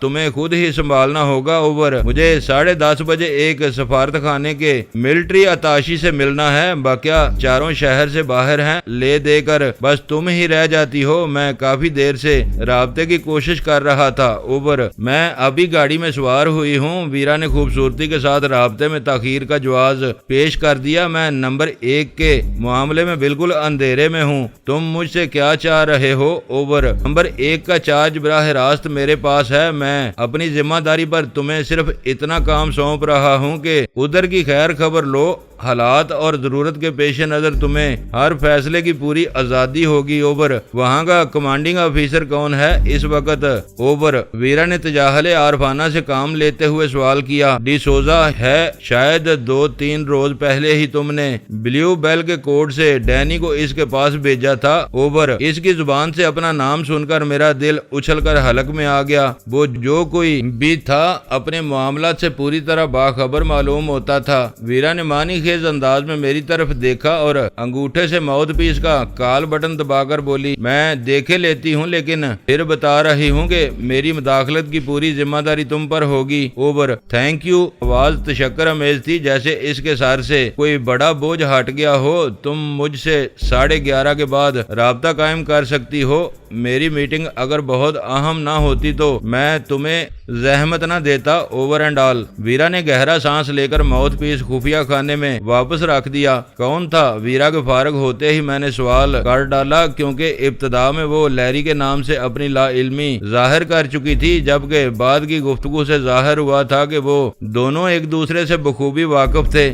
وان ہوف بہت کینہ پرور آدمی ہے، وہ تنظیم میں نہ جانے کتنوں کو رونتا ہوا اپنے موجودہ مقام تک پہنچا ہے۔ اس کا ریکارڈ ہے کہ وہ ہمیشہ اپنے بڑوں کی ٹو میں رہا ہے اور ان کی معمولی سی لغزش پر تنظیم کے مفاد کے نام پر صفاقانہ کارروائی کر گزرا ہے اور ایسی ہر کارروائی پر وہ ترقی پاتا رہا ہے، تو کیا تنظیم کا سربراہ اتنا اندھا ہے کہ مفاد پرستی اور خلوص میں تمیز نہیں کر سکتا؟ میں نے حیرت سے پوچھا۔ اس کے نزدیک تنظیم افراد پر فوقیت رکھتی ہے اور وان ہوف کی خوش نصیبی ہے کہ اس نے ہر موقع پر تنظیم کو نقصانات سے بچایا ہے۔ شاید وہ گنتی کے ان چند لوگوں میں سے ہے جو منصب میں بہت نیچے ہونے کے باوجود براہ راست سربراہ سے رابطہ قائم کر سکتے ہیں، لیکن اسے تم سے کیا پرخاش ہو سکتی ہے؟ سامنے کی بات ہے، میں جیمی لائٹ کی بیٹی ہونے کا دعویٰ کرتی رہی ہوں اور شاید سب ہی میرے اور اس کے ناجائز رشتے پر یقین رکھتے ہیں، کیونکہ تنظیم میں مجھے بہت تیزی کے ساتھ ترقی ملی ہے۔ لوگ ذہنی طور پر یہ بات قبول کرتے جا رہے ہیں کہ جیمی لائٹ کی جان نشین میں ہی قرار پاؤں گی۔ اگر میں راہ سے ہٹا دی جاتی ہوں تو وان ہوف کا راستہ صاف ہو جائے گا، لیکن وہ تمہیں گھیرنے کی جرت کیسے کر سکے گا؟ میرے لیے ویرا کے شبہات قابل قبول نہیں تھے۔ جرت نہیں، سازش کہو، سازش۔ وہ بولی، اب ذرا غور کرو کہ لائٹز کاٹیج تباہ ہو چکا ہے، وہاں شاید ہی کوئی زیرو زندہ بچ سکا ہو۔ وہ علاقہ میرے لیے ممنوع تھا، لیکن وان ہوف مجھے بہلا پھسلا کر وہاں بھیجنے میں کامیاب ہو جاتا ہے اور وہیں اس کا کوئی با اعتماد ساتھی یا وہ خود کسی طرح مجھے موت کے گھاٹ اتار دیتا ہے۔ اس طرح ایک بہت مؤثر اور سیدھی سادی کہانی بن جاتی ہے کہ میں نے لائٹز کاٹیج کو تباہ کر ڈالا، لیکن واردات کے بعد جائے حادثہ سے فرار ہوتے ہوئے کسی بچ جانے والے کی انتقامی کارروائی کا نشانہ بن گئی۔ پہلی بات تو یہ کہ تم لائٹز کاٹیج کے جملہ مکینوں کی موت کے بارے میں اس قدر پر یقین کیوں ہو؟ میں نے سوال کیا۔ اس لیے کہ عمارت کو لاحق اصل خطرے سے تم ابھی تک لا علم ہو، اس نے انکشاف کیا۔ کسی بری گھڑی پر ہر ثبوت تلف کر دینے کے خیال سے لائٹز کاٹیج کی وسیع تعمیرات میں خفیہ ڈائنامائٹ کا ایک طاقتور جال بچھا ہوا ہے جو ایک مرکزی سوئچ سے ملحق ہے، اور اشارہ کرتے ہی وہاں سب کچھ تہس نہس ہو سکتا ہے۔ کسی کو علم نہیں کہ وہ سوئچ کہاں ہے، یہ راز صرف وان ہوف کو معلوم ہے۔ مجھے پورا یقین ہے کہ خفیہ تہہ خانوں میں ہونے والے بدترین دھماکوں کے نتیجے میں ڈائنامائٹ سرکٹ کے تار کہیں نہ کہیں شارٹ ہو گئے ہوں گے اور لائٹز کاٹیج کے چپے چپے پر تباہی پھیل گئی ہوگی۔ اوہ، میں بے اختیار ایک گہرا سانس لے کر رہ گیا۔ ویرا ہر لمحے مجھے ایک نئی حیرت سے دوچار کر رہی تھی، کیونکہ تنظیم کے بارے میں اس کی معلومات قابل رشک تھیں۔ یہ بات تم نے اب تک مجھ سے چھپائے رکھی تھی۔ میں نے اس سے شکایتی لہجے میں کہا، تمہارے لیے اس سے کیا فرق پڑتا؟ وہ بولی، تم تو خود حالات کو ایک ایسے موڑ پر لے آئے تھے کہ میں خود ان پرشکوہ تعمیرات کو کھنڈر کر دینے پر مجبور ہو گئی تھی۔ دوسری بات یہ کہ دھماکے اور تم پر قاتلانہ حملے کے درمیان طویل وقفے کا جواز کیا ہوگا؟ اتنی بڑی بربادی میں شاید کسی کو اس معمولی نقطے کا خیال بھی نہ آتا۔ پھر فرار تو واردات کے بعد کسی بھی وقت ہوا جا سکتا تھا۔ کلیدی نقطہ یہ ہوگا کہ میری لاش وہیں سے برآمد ہو۔ یہ سب جانتے بوجھتے بھی تم اس سے اقرار کر بیٹھی۔ یہی تو اس کا کمال ہے کہ اس نے ذمہ داری مجھ ہی پر ڈال دی۔ ان نازک لمحات میں اس کی بات ٹھکرا کر میں ساری ذمہ داری اپنے سر لے لیتی۔ یہ گفتگو تم دونوں تک ہی تو محدود نہیں رہی ہوگی، ہر اس شخص نے سنی ہوگی جس کے پاس اس فریکوینسی پر کام کرنے والا آپریٹس ہوگا۔ ہمارا مواصلاتی نظام بہت مستحکم ہے۔ یہ ٹرانسمیٹر صرف 5 بڑوں کے پاس ہے یا چھٹا اس وی آئی پی جیپ میں نصب ہے جو ان 5 کے علاوہ صرف میرے استعمال میں آتی ہے، ورنہ مکفل رہتی ہے۔ وان ہوف کے بقول 4 بڑے شہر سے باہر ہیں، لہذا اس گفتگو کا کوئی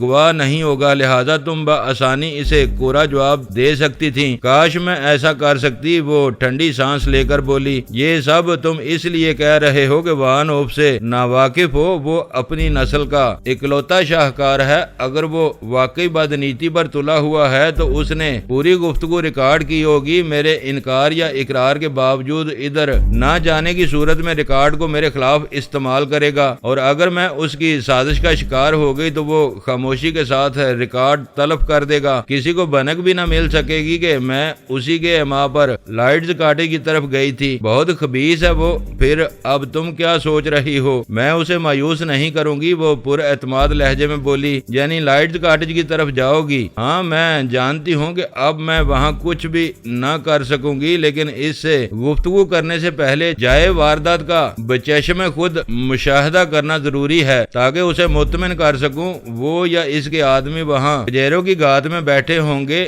مگر میں پجیرو تمہارے پاس چھوڑ کر ٹیکسی سے جاؤں گی، انہیں میری ہوا بھی نہ لگ سکے گی، مگر میں تمہارے ساتھ چلنا چاہتا ہوں، میں ہرگز نہ لے جاؤں گی، تمہارا سایہ بھی وہاں دیکھ لیا گیا تو میرے اوپر آفت آ جائے گی، بہتر یہی ہوگا کہ واپسی پر پجیرو میرے حوالے کر کے تم رپوش ہو جاؤ تاکہ تمہارے بارے میں یہ فرض کر لیا جائے کہ تم بھی لائٹز کاٹیج کے حادثے کا شکار ہو گئے ہو۔ اس کی ہر بات مدلل اور منطقی تھی، وہ اپنے لوگوں کو اچھی طرح جانتی تھی، اس لیے میں نے عافیت اسی میں سمجھی کہ وہ جو کچھ کہہ رہی تھی اس پر بے چون چرا عمل کیا جائے، ورنہ اس کے ساتھ تو جو ہوتی سو ہوتی، میرے ستارے بھی گردش میں آ سکتے تھے۔ 1 گھنٹے بعد اس کی واپسی کے انتظار میں مینار پاکستان کے قریب انتظار کا پروگرام طے ہو جانے کے بعد لوئر مال روڈ پر اس نے پجیرو ایک طرف روک کر ڈرائیونگ سیٹ چھوڑ دی اور میں نے اسے الوداع کہتے ہوئے گاڑی آگے بڑھا دی۔ اس نے سارے امکانی خطرات سے واقف ہونے کے باوجود جس حوصلے اور بے خوفی کے ساتھ لائٹز کاٹیج کی طرف جانے کا فیصلہ کیا تھا، اس کی بنا پر میرے دل میں پہلی بار اس دلیر لڑکی کے لیے عزت کا احساس جاگ اٹھا تھا۔ حالات مخدوش تھے اور میرے ذہن میں ایک اندیشہ یہ بھی تھا کہ کہیں پجیرو پہچان نہ لی جائے، کیونکہ ان دنوں لاہور میں وہ بیش قیمت گاڑی شاد و نادر ہی نظر آتی تھی، لہذا میں شہر میں آوارہ گردی کرنے کی بجائے براہ راست مینار پاکستان کی طرف ہی روانہ ہو گیا۔ میرا خیال تھا کہ میں اپنا وقت وہاں بے خطر ہو کر گزار سکوں گا۔ تنظیم سے بغاوت کی راہ اختیار کرتے ہوئے میں تصور بھی نہیں کر سکا تھا کہ میں تنہا مجرموں کی کسی عالمی تنظیم سے بھیڑنے کا خطرہ مول لے رہا ہوں۔ بظاہر بس اتنی سی بات نظر آئی تھی کہ A2 کو موت کے گھاٹ اتار کر ہیروئن کی تجارت کرنے والوں کے اس مکروہ ٹولے کو نیست و نابود کر دیا جائے۔ پھر پیش قدمی کے ساتھ نت نئے بید کھلتے چلے گئے۔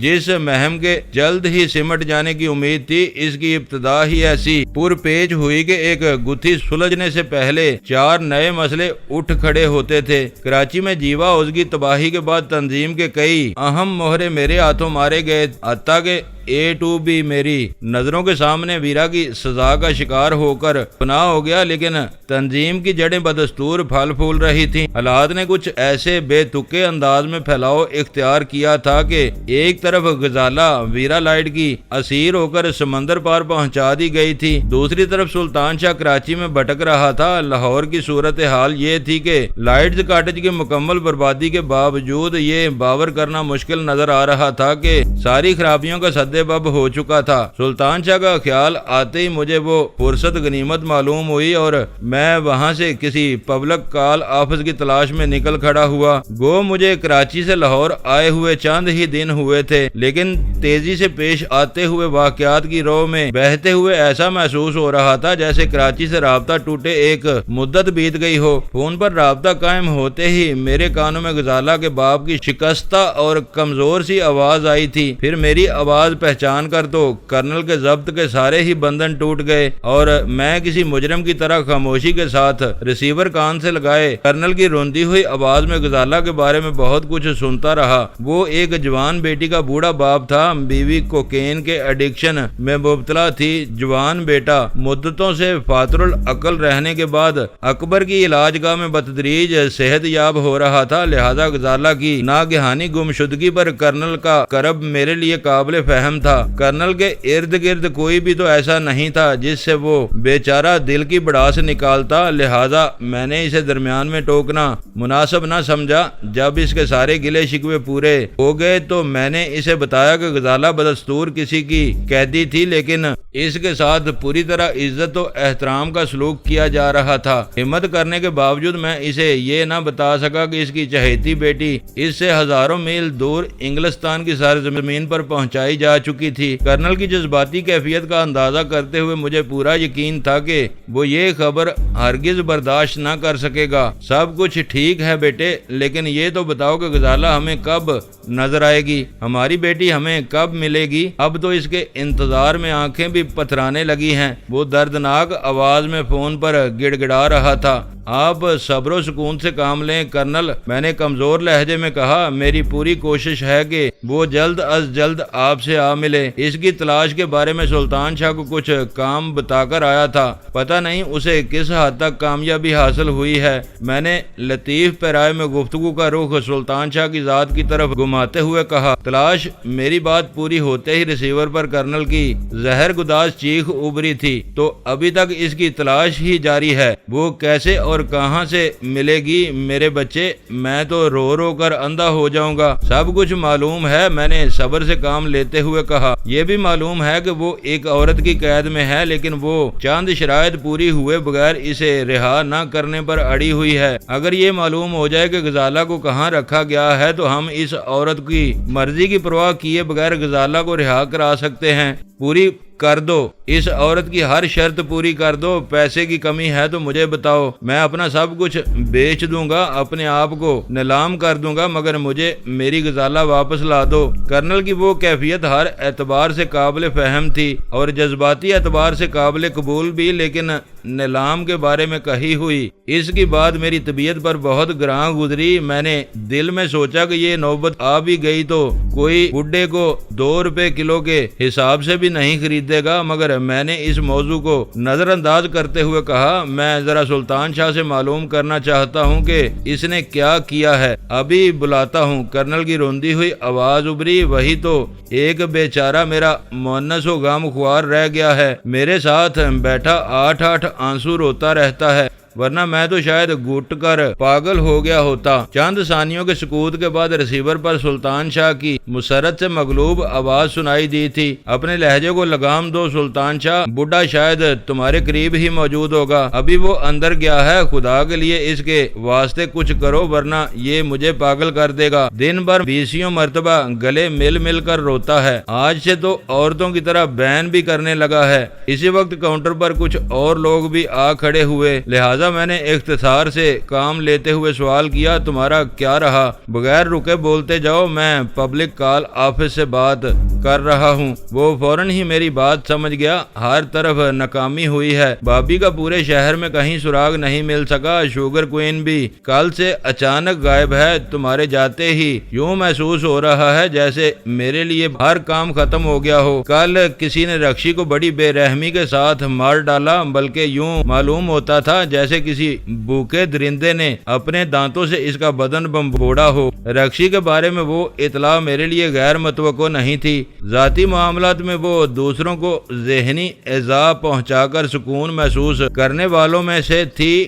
مختلف مردوں میں اپنے بارے میں آتش شوق بھڑکا کر ہارنے والوں کے احساس سے بے بسی اور جلاہٹ سے لطف اندوز ہونے کی عادی تھی۔ اگر اسے کسی ایسے ہی شخص نے مار ڈالا تھا تو مجھے کوئی حیرت نہیں تھی۔ تم فوری طور پر ایک لمبے سفر کی تیاری شروع کر دو، میں کسی بھی وقت تمہارے پاس پہنچ سکتا ہوں۔ ٹھیک ہے، وقت ہو تو سلمہ کو بھی فون کر لینا، وہ ہر روز تمہارے بارے میں دماغ چاٹتی رہتی ہے۔ میرے بعد آنے والے میری طول پکڑتی ہوئی گفتگو سے نالا نظر آ رہے تھے، لہذا میں نے فوری طور پر گفتگو ختم کر کے سلسلہ منقطع کیا اور رقم ادا کر کے باہر آ گیا۔ ویرا مقررہ وقت پر واپس لوٹ آئی، اس کے چہرے سے تکان کا اظہار ہو رہا تھا۔ میں نے اس کے سوار ہوتے ہی انجن سٹارٹ کر کے پجیرو آگے بڑھا دی، سب کچھ کھنڈر ہو کر رہ گیا۔ وہ قدرے افسردہ لہجے میں بولی، وہاں ہزاروں تماشائیوں کا ازدحام ہو گیا ہے، پولیس اور امدادی عملے کی بھی کثرت ہے، دھماکوں کی شدت کے بعد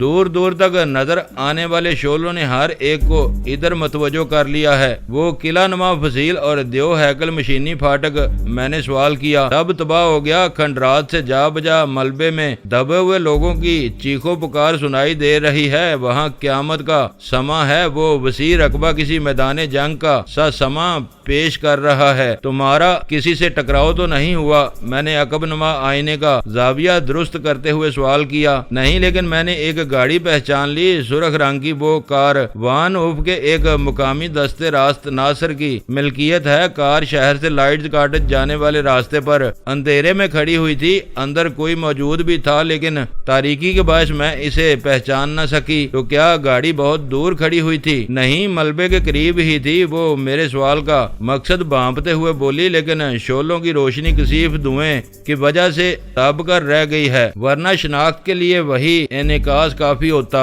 इसे अपने पीछे तो नहीं लगा लाई हो? मैंने अकब नुमा आईने में अपने पीछे आने वाली एक कार के हेडलैम्प्स का जायजा लेते हुए पूछा।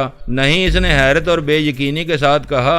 क्या कोई पीछे आ रहा है? शुबह हो रहा है, अभी देखे लेते हैं, मैंने धीमे से कहा। नामुमकिन, वो बुड़बुड़ाई, वो मेरी झलक भी ना देख पाया होगा। मैंने फौरन ही गाड़ी मुख्तलिफ गलियों और सड़कों पर घुमाना शुरू कर दी, मगर वो रोशनियां मुसलसल पीछे लगी रहीं और आखिरकार मैं फिर एक सीधी सड़क पर निकल आया। इस घुमाओ फिराओ में मैं ये देख लेने में कामयाब हो गया था कि इस कार का रंग सफेद था। मैं रास्ते पर पीछे का जायजा लेती हुई आई थी। वो बोली, सड़क दूर दूर तक साफ पड़ी हुई थी, फिर ये कहां से हमारे पीछे लग गया? इस गाड़ी का रंग भी सफेद है, जबकि नासिर की कार सुर्ख रंग की थी। हो सकता है कि ये मीनारे पाकिस्तान से पीछे लगा हो। मैंने ख्याल जाहिर किया, वान ओफ अगर इसी कदर बदतीनत आदमी है तो वो पिजेरो की तलाश में भी अपने आदमी छोड़ सकता है। अब तुम अपना पिस्तौल संभाल लो, इसका वार कारगर होने से पहले हमें इसको घेरना होगा। ये ख्याल रखना कि वो भी निहत्ता न होगा।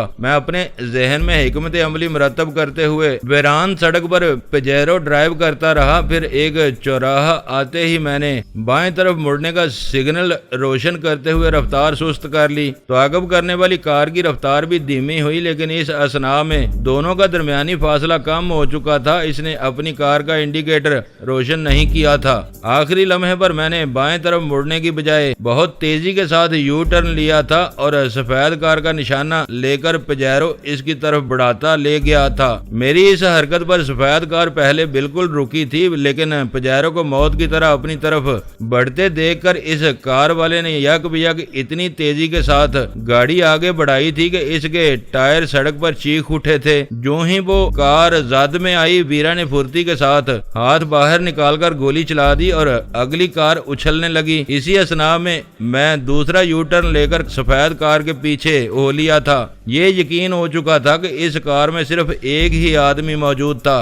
इसका अगला टायर फटा है, वो ज्यादा देर तक स्टीयरिंग न संभाल सकेगा, वीरा ने मुझे आगाह किया। सूरत हाल की नजाकत का अंदाजा लगाते ही सफेद कार वाले ने ब्रेक लगाए, फिर अपनी कार के पूरी तरह रुकने का इंतजार किए बगैर रेंगती हुई कार से सड़क पर कूद गया। मैंने पिजेरो सफेद कार के दाहिनी जानब से आगे निकालना चाही, लेकिन स्टीयरिंग पर गिरफ्त खत्म होने और दाहिनी तरफ का अगला टायर फटा हुआ होने के बायस रेंगती हुई कार रुकते रुकते पूरी तरह इसी सिमत में घूमकर ऐन सड़क के वस्त में आकर पिजेरो की राह में हायल हो गई और इसमें से उतरने वाला दाहिनी सिमत की ढलान में किसी छल्लावे की तरह पूरी कुव्वत से दौड़ रहा था। राह मसदूद पाकर वीरा मेरे रोकते रोकते भी पिस्तौल समेत नीचे उतर गई और भागने वाले को ललकारते हुए इसके ताक़ब में ओली। मुझे अंदाजा था कि भागने वाला गैर मुसल्ला न होगा। अगर वो भागते भागते वीरा को तनहा देखकर पलट पड़ता तो इसे अपने असलहा से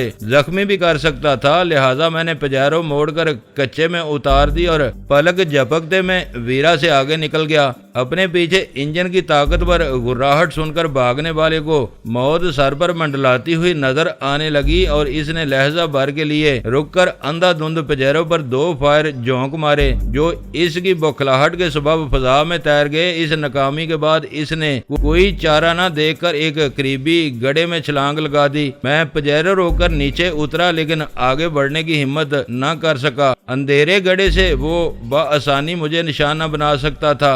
इसी असना में वीरा भी मेरे पास आ पहुंची। दोनों हाथ उठाकर गड्ढे से बाहर आ जाओ, वरना हम जीप अंदर धकेल देंगे, मैंने सर्द लहजे में कहा, लेकिन वो जवाब दिए बगैर खामोशी के साथ अपनी कमीनगाह में दुबका रहा। वीरा ने कई बड़े पत्थर उठाकर एक साथ गड्ढे में उछाल दिए। जवाब में इसकी गुराहट नुमा चीख सुनाई दी थी। शायद वो किसी पत्थर की जात में आ गया था। इसे यूं ही संसार किए देते हैं। वीरा ने इसे सुनाने के लिए ऊंची आवाज में ये یہ کہتے ہوئے دوبارہ کچھ پتھر پھینکے اور اس بار گڑھے کا قیدی بلبلا اٹھا۔ ٹھٹ ٹھٹ ٹھہرو، وہ بکھلائی ہوئی آواز میں بولا تھا، اگر تم جان بخشی کا وعدہ کرو تو میں باہر آ جاتا ہوں۔ کوئی وعدہ نہیں کریں گے، بیرا گرائی، آنا ہے تو آؤ ورنہ سنگساری میں اب ہم بڑے پتھر استعمال کریں گے۔ تیسری بار میں نے بھی ویرا کا ساتھ دیا تھا، اس مرتبہ اس کی چیخیں بہت کریہا تھیں اور وہ واویلا مچاتا ہوا باہر آنے پر مجبور ہو گیا تھا۔ اس کی کسی امکانی شرارت کے خطرے کے پیش نظر دونوں گاڑی کی اوٹ میں ہو گئے تھے۔ وہ باہر آیا، پھر جتنی دیر میں ہم تاروں کی چھاؤں میں گاڑی کی آڑ سے نکل کر سامنے آتے اس نے میدان صاف پا کر ایک بار پھر دوڑ لگا دی، لیکن اس بار وہ اپنی سخت جانی کے باوجود زیادہ دور نکلنے میں کامیاب نہ ہو سکا۔ میں نے فوراً 2-3 جستوں میں اسے پیچھے سے جا لیا۔ اس نے فوراً وحشیانہ انداز میں مجھ سے الجھ جانا چاہا، لیکن میں نے بے رحمی کے ساتھ شروع ہی سے اسے مکوں اور ٹھوکروں پر رکھ لیا۔ اسی جدوجہد میں اس کے ہاتھ سے ریوالور بھی نکل گیا تھا۔ آخر کار اس نے ہانپتے ہوئے ہاتھ پیر ڈال دیے۔ سڑک کے درمیانی آڑی ہو کر کھڑی ہوئی اس کی کار کی وجہ سے ہمارا زیادہ دیر تک وہاں ٹھہرنا سود مند نہیں تھا۔ ویران سڑک پر کوئی بھی سواری آ نکلتی تو راستہ مسدود دیکھ کر کچے میدان میں کھڑی ہوئی ہماری گاڑی کی طرف متوجہ ہونا لازمی امر تھا، لہذا ہم دونوں نے اس کی تلاشی لے کر اسے پجیرو کی پچھلی نشست پر ڈال لیا۔ میں اس کے پاس برابر میں بیٹھا تھا اور اس بار ڈرائیونگ سیٹ ویرا نے سنبھالی تھی۔ ذرا بھی چون چرا کی تو یہیں گولی مار دوں گا، میں نے اپنے پستول کی نال اس کی پسلیوں میں اڑاتے ہوئے کہا۔ اس دوران میں یہ دیکھ چکا تھا کہ سنگ باری اور مار داڑ کی وجہ سے وہ خاصا زخمی ہو چکا تھا۔ تم لوگ مجھ سے سراسر زیادتی کر رہے ہو، وہ ہانپتے ہوئے بولا۔ ہمارا پیچھا کیوں کر رہے تھے؟ میں نے درست لہجے میں سوال کیا۔ مجھے شہر میں اس نمبر کی گاڑی کا سراغ لگا کر اس پر نگاہ رکھنے کی ہدایت کی گئی تھی، اس نے جھجکتے ہوئے کہا۔ ہدایت دینے والا کون تھا؟ میں نے اس کی پسلیوں میں پستول کی نال کا دباؤ بڑھاتے ہوئے سوال کیا۔ ناصر، اس نے ہکلاتے ہوئے کہا۔ گاڑی مل جانے کے بعد مجھے پہلی فرصت میں اسے مطلع کرنا تھا۔ تلاش کا حکم کب ملا تھا؟ زیادہ سے زیادہ 1.5 گھنٹے پہلے کی بات ہے۔ مینار کے پاس گاڑی دیکھتے ہی میں وہیں رک گیا تھا۔ اسے اطلاع دینے کا ذریعہ کیا ہوتا؟ فون، وہ گہرے سانس لیتے ہوئے بولا۔ اس نے مجھے 2 نمبر دیے تھے، پہلا خود اس کا تھا، وہ نہ ملتا تو دوسرا نمبر ڈائل کر کے جو بھی ملتا اسی کو اطلاع دے کر اگلی ہدایت لینا تھی۔ میری ہدایت پر اس نے اپنی جیبیں ٹٹول کر کاغذ کا ایک پردہ میری طرف بڑھا دیا جس پر دونوں فون نمبر درج تھے۔ مجھے یقین تھا کہ دوسرا نمبر وان اوف کا ہوگا۔ وہ ہمارے لیے بالکل غیر اہم اور نکارا آدمی تھا۔ یہ امکان بھی تھا کہ ناصر نے اس کی خدمات معاوضے پر حاصل کی ہوں گی۔ ایسی صورت میں اس کا خون بہانا نہیں چاہتا تھا۔ اسے موت کا خوف دلا کر جب میں نے اعصابی طور پر بری طرح مفلوج کر دیا تو پھر ہم نے اسے راستے میں اتارنے کا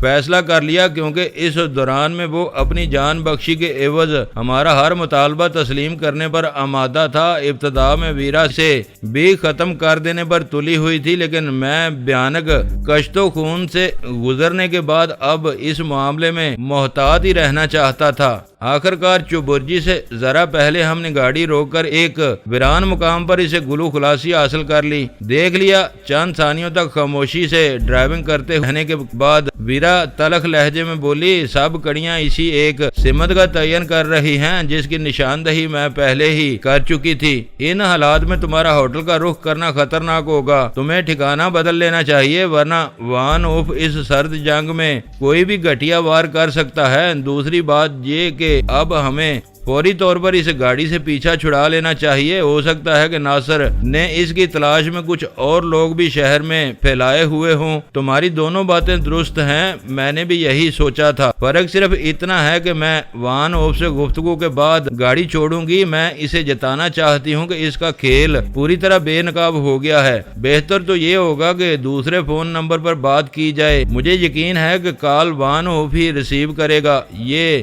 حربہ اسے بکھلا کر رکھ دے گا۔ ابھی اسے اتنا ہوشیار نہیں کروں گی، وہ معنی خیز لہجے میں بولی۔ ہو سکتا ہے کہ ہمیں اس کو گھیرنا ہی پڑ جائے۔ وہ فون نمبر اس کے ٹھکانے کی نشاندہی میں کام آ سکتا ہے۔ میں سارا ہلا کر رہ گیا، اس کا خیال درست ہی تھا۔ وان اوف نے رابطے کے لیے 11:30 بجے کے بعد کا وقت دیا تھا، لہذا شہر کی سڑکوں پر میں مقصد ڈرائیونگ کر کے کوئی خطرہ مول لینے کی بجائے ہم نے گاڑی شہر کے ایک ایسے علاقے میں روک لی جہاں کسی کی نگاہوں میں آئے بغیر ہم مطلوبہ وقت گزار سکتے تھے۔ وقت دھیمے دھیمے گزرتا رہا اور میں سگریٹوں پر سگریٹیں پھونکتا رہا۔ پھر ٹھیک 11:30 بجے میں نے انجن سٹارٹ کر کے پجیرو شہر کی ویران سڑکوں پر سست رفتاری سے آگے بڑھا دی۔ بیرا ڈیش بورڈ کے نچلے خفیہ خانے سے ماؤتھ پیس نکال کر وان اوف کے لیے ٹرانسمیٹر پر سگنل نشر کرنے لگی۔ Deadly Bird calling for Larry over. Vera light transmitter کے ماؤتھ پیس پر اپنے دانے کے قریب لا کر تھوڑے تھوڑے وقفے سے خشک اور سنگین لہجے میں وہ پیغام نشر کر کے آپریٹس پر جوابی اشارے کی منتظر تھی، لیکن دوسری طرف سے ایک مسلسل سا سناٹا چھایا ہوا تھا۔ آپریٹس کے حساس اسپیکر پر بس ریڈیائی لہروں کا گھٹتا بڑھتا شور سنائی دے رہا تھا۔ اس کی کئی ناکام کوششوں کے بعد غیر ارادی طور پر مجھے یوں محسوس ہونے لگا جیسے ویرا اپنا پیغام کسی ایسے خلائی مسافر کے لیے نشر کر رہی ہو جس کا راکٹ شومی تقدیر سے اسے نشانے کی بجائے خلا کی بے کرام وسعتوں میں کسی بلیک ہول کی جانب لے گیا ہو، جہاں بھیانک کش شکل ہر شے کو نگل جاتی ہے، جہاں وجود کشش کی شدت سے سمٹتے سمٹتے اندھی وسعتوں میں گم ہو جاتے ہیں، جہاں نہ روشنی کا گزر ہے، نہ آواز اور ریڈیائی اشاروں کا ادھر توانائی سے مادے تک جو بھی بھٹک جاتا ہے لازوال گمشدگی کا شکار ہو جاتا ہے۔ شاید ویرا لائٹ یا ڈیڈلی برڈ کا زور نظر لیری بھی ایسے ہی کسی بھیانک خلائی گرداب میں جذب ہو گیا تھا جو وہ 11:30 بج جانے کے باوجود جواب نہیں دے رہا تھا۔ ڈیڈلی برڈ میرے ذہن کے کسی دور افتادہ گوشے میں گونج سی ابری اور میں انگریزی زبان کے ان دو الفاظ کی معنویت میں ڈوب گیا۔ بچپن سے طائرے لاہوت کے بارے میں پڑھتا تھا اور سنتا آیا تھا، لیکن اسے کبھی دیکھ نہیں سکا تھا، مگر ویرا کو دیکھ لینے کے بعد ذہن کو اس کے لیے ایک موضوع سے نام کی مستقل جستجو تھی جسے اس نے خود دور کر دیا تھا۔ طائرے مرگ یا مرگ کا پرندہ اس کے لیے بہت موزوں تھا، جس کا اقرار وہ خود بے آوازیں بلند کر رہی تھی، لیکن دوسری طرف کوئی نہ تھا جو موت کے پرندے کی آواز کا جواب دیتا۔ پرندے کا الٹ کیا ہوتا ہے؟ ویرا اس کے انہماک میں وقفہ آتے ہی میں نے سوال داغ دیا۔ گفتگو اردو میں شروع ہوئی۔ وہ جو اڑ نہ سکے، اس نے قدرے متحیرانہ لہجے میں کہا، یہ کیا بے تکا سا سوال کر بیٹھے ہو تم؟ وہ بھی اردو ہی میں بولی تھی۔ میں نے خفت امیز انداز میں ہنس دیا۔ اوہ، میرا یہ مطلب نہیں تھا۔ مجھے اڑنے پر کوئی اعتراض نہیں ہے، اڑنے والوں کا الٹ کیا ہوتا ہے؟ شاید تم تھک گئے ہو۔ اس کی آواز ملامت امیز تھی۔ اڑنے والوں کا الٹ نہ اڑنے والے ہوتے ہیں جو درندے چرندے اور چپائے ہوتے ہیں، مگر اس وقت ان کا ذکر تم کہاں سے نکال بیٹھے ہو؟ شاید میری عقل پر پتھر پڑ گئے ہیں، میں نے سر جھٹکتے ہوئے کہا۔ میرا مطلب تھا کہ پرندے کی مادہ کیا کہلاتی ہے؟ تم بالکل ہی گامڑ ہو۔ اندھیرے میں اس کی غسیلی آواز ابری۔ پرندہ بس پرندہ ہوتا ہے، نر بھی اور مادہ بھی۔ پرندی میں ایک گہرا سانس لے کر بولا، کس قدر ہولناک عنوان ہوگا موت کی پرندی عرف ویرا لائٹ اگر میں آنکھیں بند کر کے دانت بھینچ کر تیش کے عالم میں کسی اسٹینو کو ڈکٹیشن دینا شروع کر دوں تو تیسرے ہی دن ایک شاندار ناول تیار ہو سکتا ہے، جس کا اگر انگریزی میں ترجمہ ہو جائے اور وہ چھپ بھی جائے تو سال کا سب سے زیادہ بکنے والا ناول قرار پائے گا۔ ترجمے کی کیا ضرورت ہے؟ انگریزی میں براہ راست طبع آزمائی کیوں نہیں کرتے؟ اس کا لہجہ شاید مضحکانہ تھا، کر سکتا ہوں، مگر انگریزی کے اسٹینو جذبات سے عاری ہوتے ہیں، جو کہو وہی لکھ مارتے ہیں۔ اردو میں ڈکٹیشن دیا جائے تو اسٹینو حسب ضرورت اپنی طرف سے بقدرے ظرف و جذبات اور جزیات گسیڑ دیتے ہیں۔ کبھی کبھار اس طرح ادیب اور اسٹینو کے درمیان حقیقی جذبات کا تبادلہ بھی ہو جاتا ہے، جو بسا اوقات بار آور ثابت ہوتا ہے۔ اس ملک میں انگریزی فکشن نویسی میں بس یہی ایک کسر ہے، ورنہ واقعات تو آج کل کم و بیش ایک ہی جیسے ہوئے ہیں۔ سائنسی ترقیوں نے سارے جغرافیائی فاصلے حرف غلط کی طرح مٹا کر رکھ دیے ہیں۔ سیدھی طرح کہو، جو کہنا چاہتے ہو وہ بگڑے ہوئے لہجے میں بولی۔ شاید تمہیں ابھی تک احساس نہیں ہوا ہے کہ میں نادانستگی میں وان ہوف کی مخاصمت مول لے بیٹھی ہوں۔ میں تو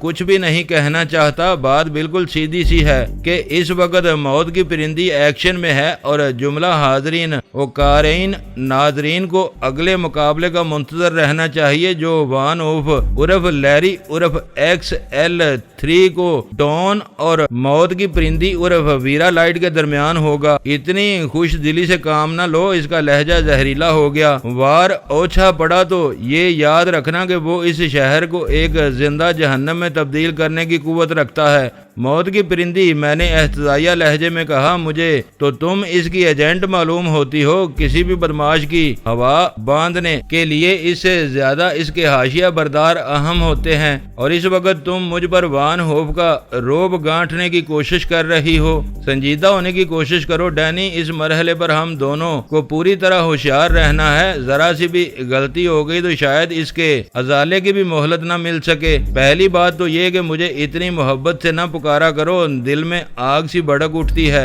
دوسری بات یہ ہے کہ میں پوری طرح سنجیدہ ہوں، یہ ضروری نہیں کہ چہرے پر نحوست طاری کر کے خشک گفتگو کی جائے تب ہی سنجیدگی کا اظہار ہوتا ہے۔ تیسری اور آخری بات یہ کہ اس وقت جو کچھ ہو رہا ہے اس میں تمہارے ارادے کا کوئی دخل نہیں ہے۔ وان ہوف نے خود ہی تمہیں گھیرنے کی کوشش کی ہے اور تم جو کچھ کر رہی ہو وہ دفاع کے زمرے میں آتا ہے۔ لائٹز کاٹیج پر تباہی نازل نہ ہوتی، وان ہوف کو یہ موقع ہی نہ مل پاتا۔ یہ نہ بھولو کہ اس ٹھکانے کو تباہ کر کے ہم نے خود اسے ایک سنہرا موقع فراہم کیا ہے۔ بودھی دلیل ہے، میں نے برا سا منہ بنا کر کہا، اگر مگر کے پھیر میں تو بات بہت دور تک جا سکتی ہے۔ اگر جیمی لائٹ نے اپنی جوانی کے ایام میں تمہاری ماں سے عشق نہ لڑایا ہوتا تو اس وقت حالات ہی کچھ اور ہوتے۔ ڈینی، اس بار ویرا کی آواز غسیلی تھی، تم ہاتھ سے بڑھ رہے ہو۔ میں خاموش رہا۔ اس کے ٹوکنے پر احساس ہوا کہ میں نے واقعی اس کی دکھتی رگ پر ہاتھ رکھ دیا تھا۔ اپنے مخصوص پس منظر کی بنا پر اپنی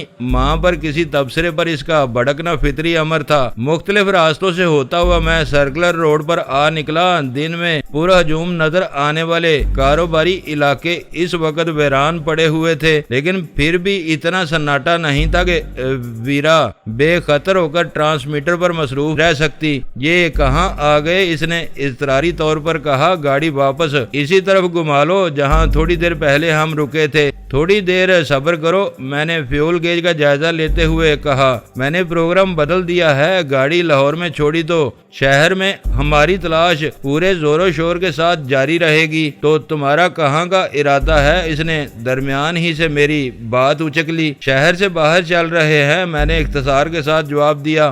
جدید دور میں سانس لیتے ہوئے بھی لاہور کے ماحول پر اس کی تاریخ کے سائے نمایاں نظر آتے تھے۔ سرکلر روڈ پر جا بجا مختلف پھاٹکوں کے نام نظر آ رہے تھے جو شاید کسی دور میں شہر پناہ کے مختلف داخلی راستے رہے ہوں۔ بیرون لاہوری گیٹ، بیرون مستی گیٹ وغیرہ سے گزرنے کے بعد بائیں ہاتھ پر لاہور کے شاہی قلعے کی فصیلیں نظر آنے لگیں۔ اس سے آگے بادشاہی مسجد کے پوری شکوہ مینار سر بلند تھے اور داہنی طرف وسیع و عریض میدان میں مینار پاکستان روشن تھا۔ تم پھر وہیں آ نکلے، ویرا نے وہ علاقہ پہچانتے ہی الجھے ہوئے لہجے میں کہا۔ یہیں سے تو وہ مردود تمہارے پیچھے لگا تھا، فکر نہ کرو وہ دوبارہ نہیں آئے گا۔ یہی راستہ مختصر اور محفوظ ہے۔ راوی روڈ پر گھومنے کے بعد جب تک ہم ٹول ٹیکس ادا کر کے تھکے تھکے سست رو دریا پر بنے ہوئے پل پر آگے نہ بڑھ گئے وہ بے چین ہی رہی۔ شاید لاہور کے اس علاقے سے وہ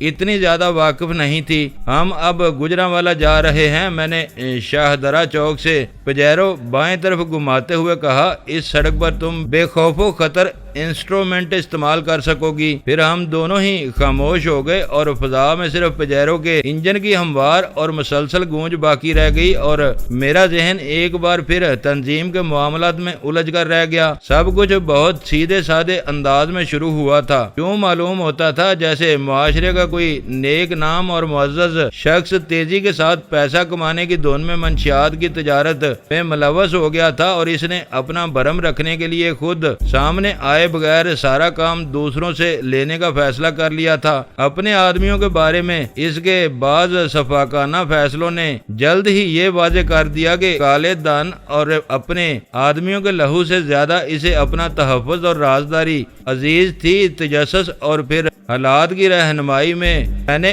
اندرون خانہ تلاش کی مہم شروع کی تو مختلف ناموں سے ہوتے ہوئے پوری کہانی بس ایک نام پر مرکوز ہو کر رہ گئی جو A2 کہلاتا تھا۔ اس بات کی ہر علامت اور شہادت موجود تھی کہ پورے نجائز کاروبار کا مالک و مختار وہی تھا، مگر پھر ویرا سامنے آئی اور میری نگاہوں کے سامنے اس نے A2 کو کسی حقیر کتے کی طرح بے آواز گولی کا نشانہ بنا دیا۔ اس واقعے نے سمٹتی ہوئی بساط کو پھر الجھا دیا۔ جان گسل جدوجہد اور صبر آزما انتظار کے بعد آخر کار یہ بات سامنے آ گئی تھی کہ A2 سے نچلی سطح تک سارے مقامی کارندے محض اعلی کار تھے اور ملک میں چرس کے بعد ہیروئن کی مقامی ترسیل و تجارت اور برآمد کے پیچھے عالمی دماغ کار فرما تھے، جو اس مد سے ہونے والی ناقابل تصور آمدنی کا ایک حصہ ملک میں مہلک ہتھیاروں کی غیر قانونی درآمد پر صرف کر رہے تھے۔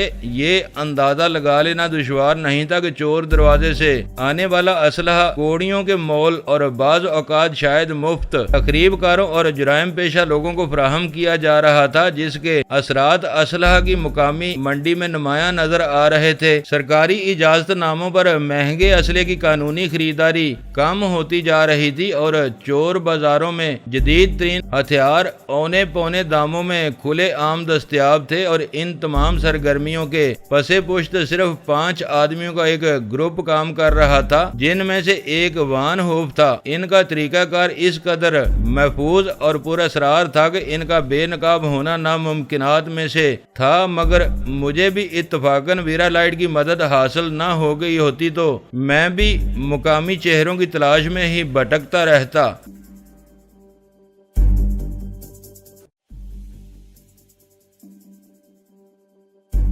دوستو ویڈیو کو لائک ضرور کر دیا کریں۔ ISI پاک آرمی زندہ باد، پاکستان پائندہ باد۔ معزز ناظرین اپنا خیال رکھیے گا اور اپنے اس چینل کا بھی شکریہ۔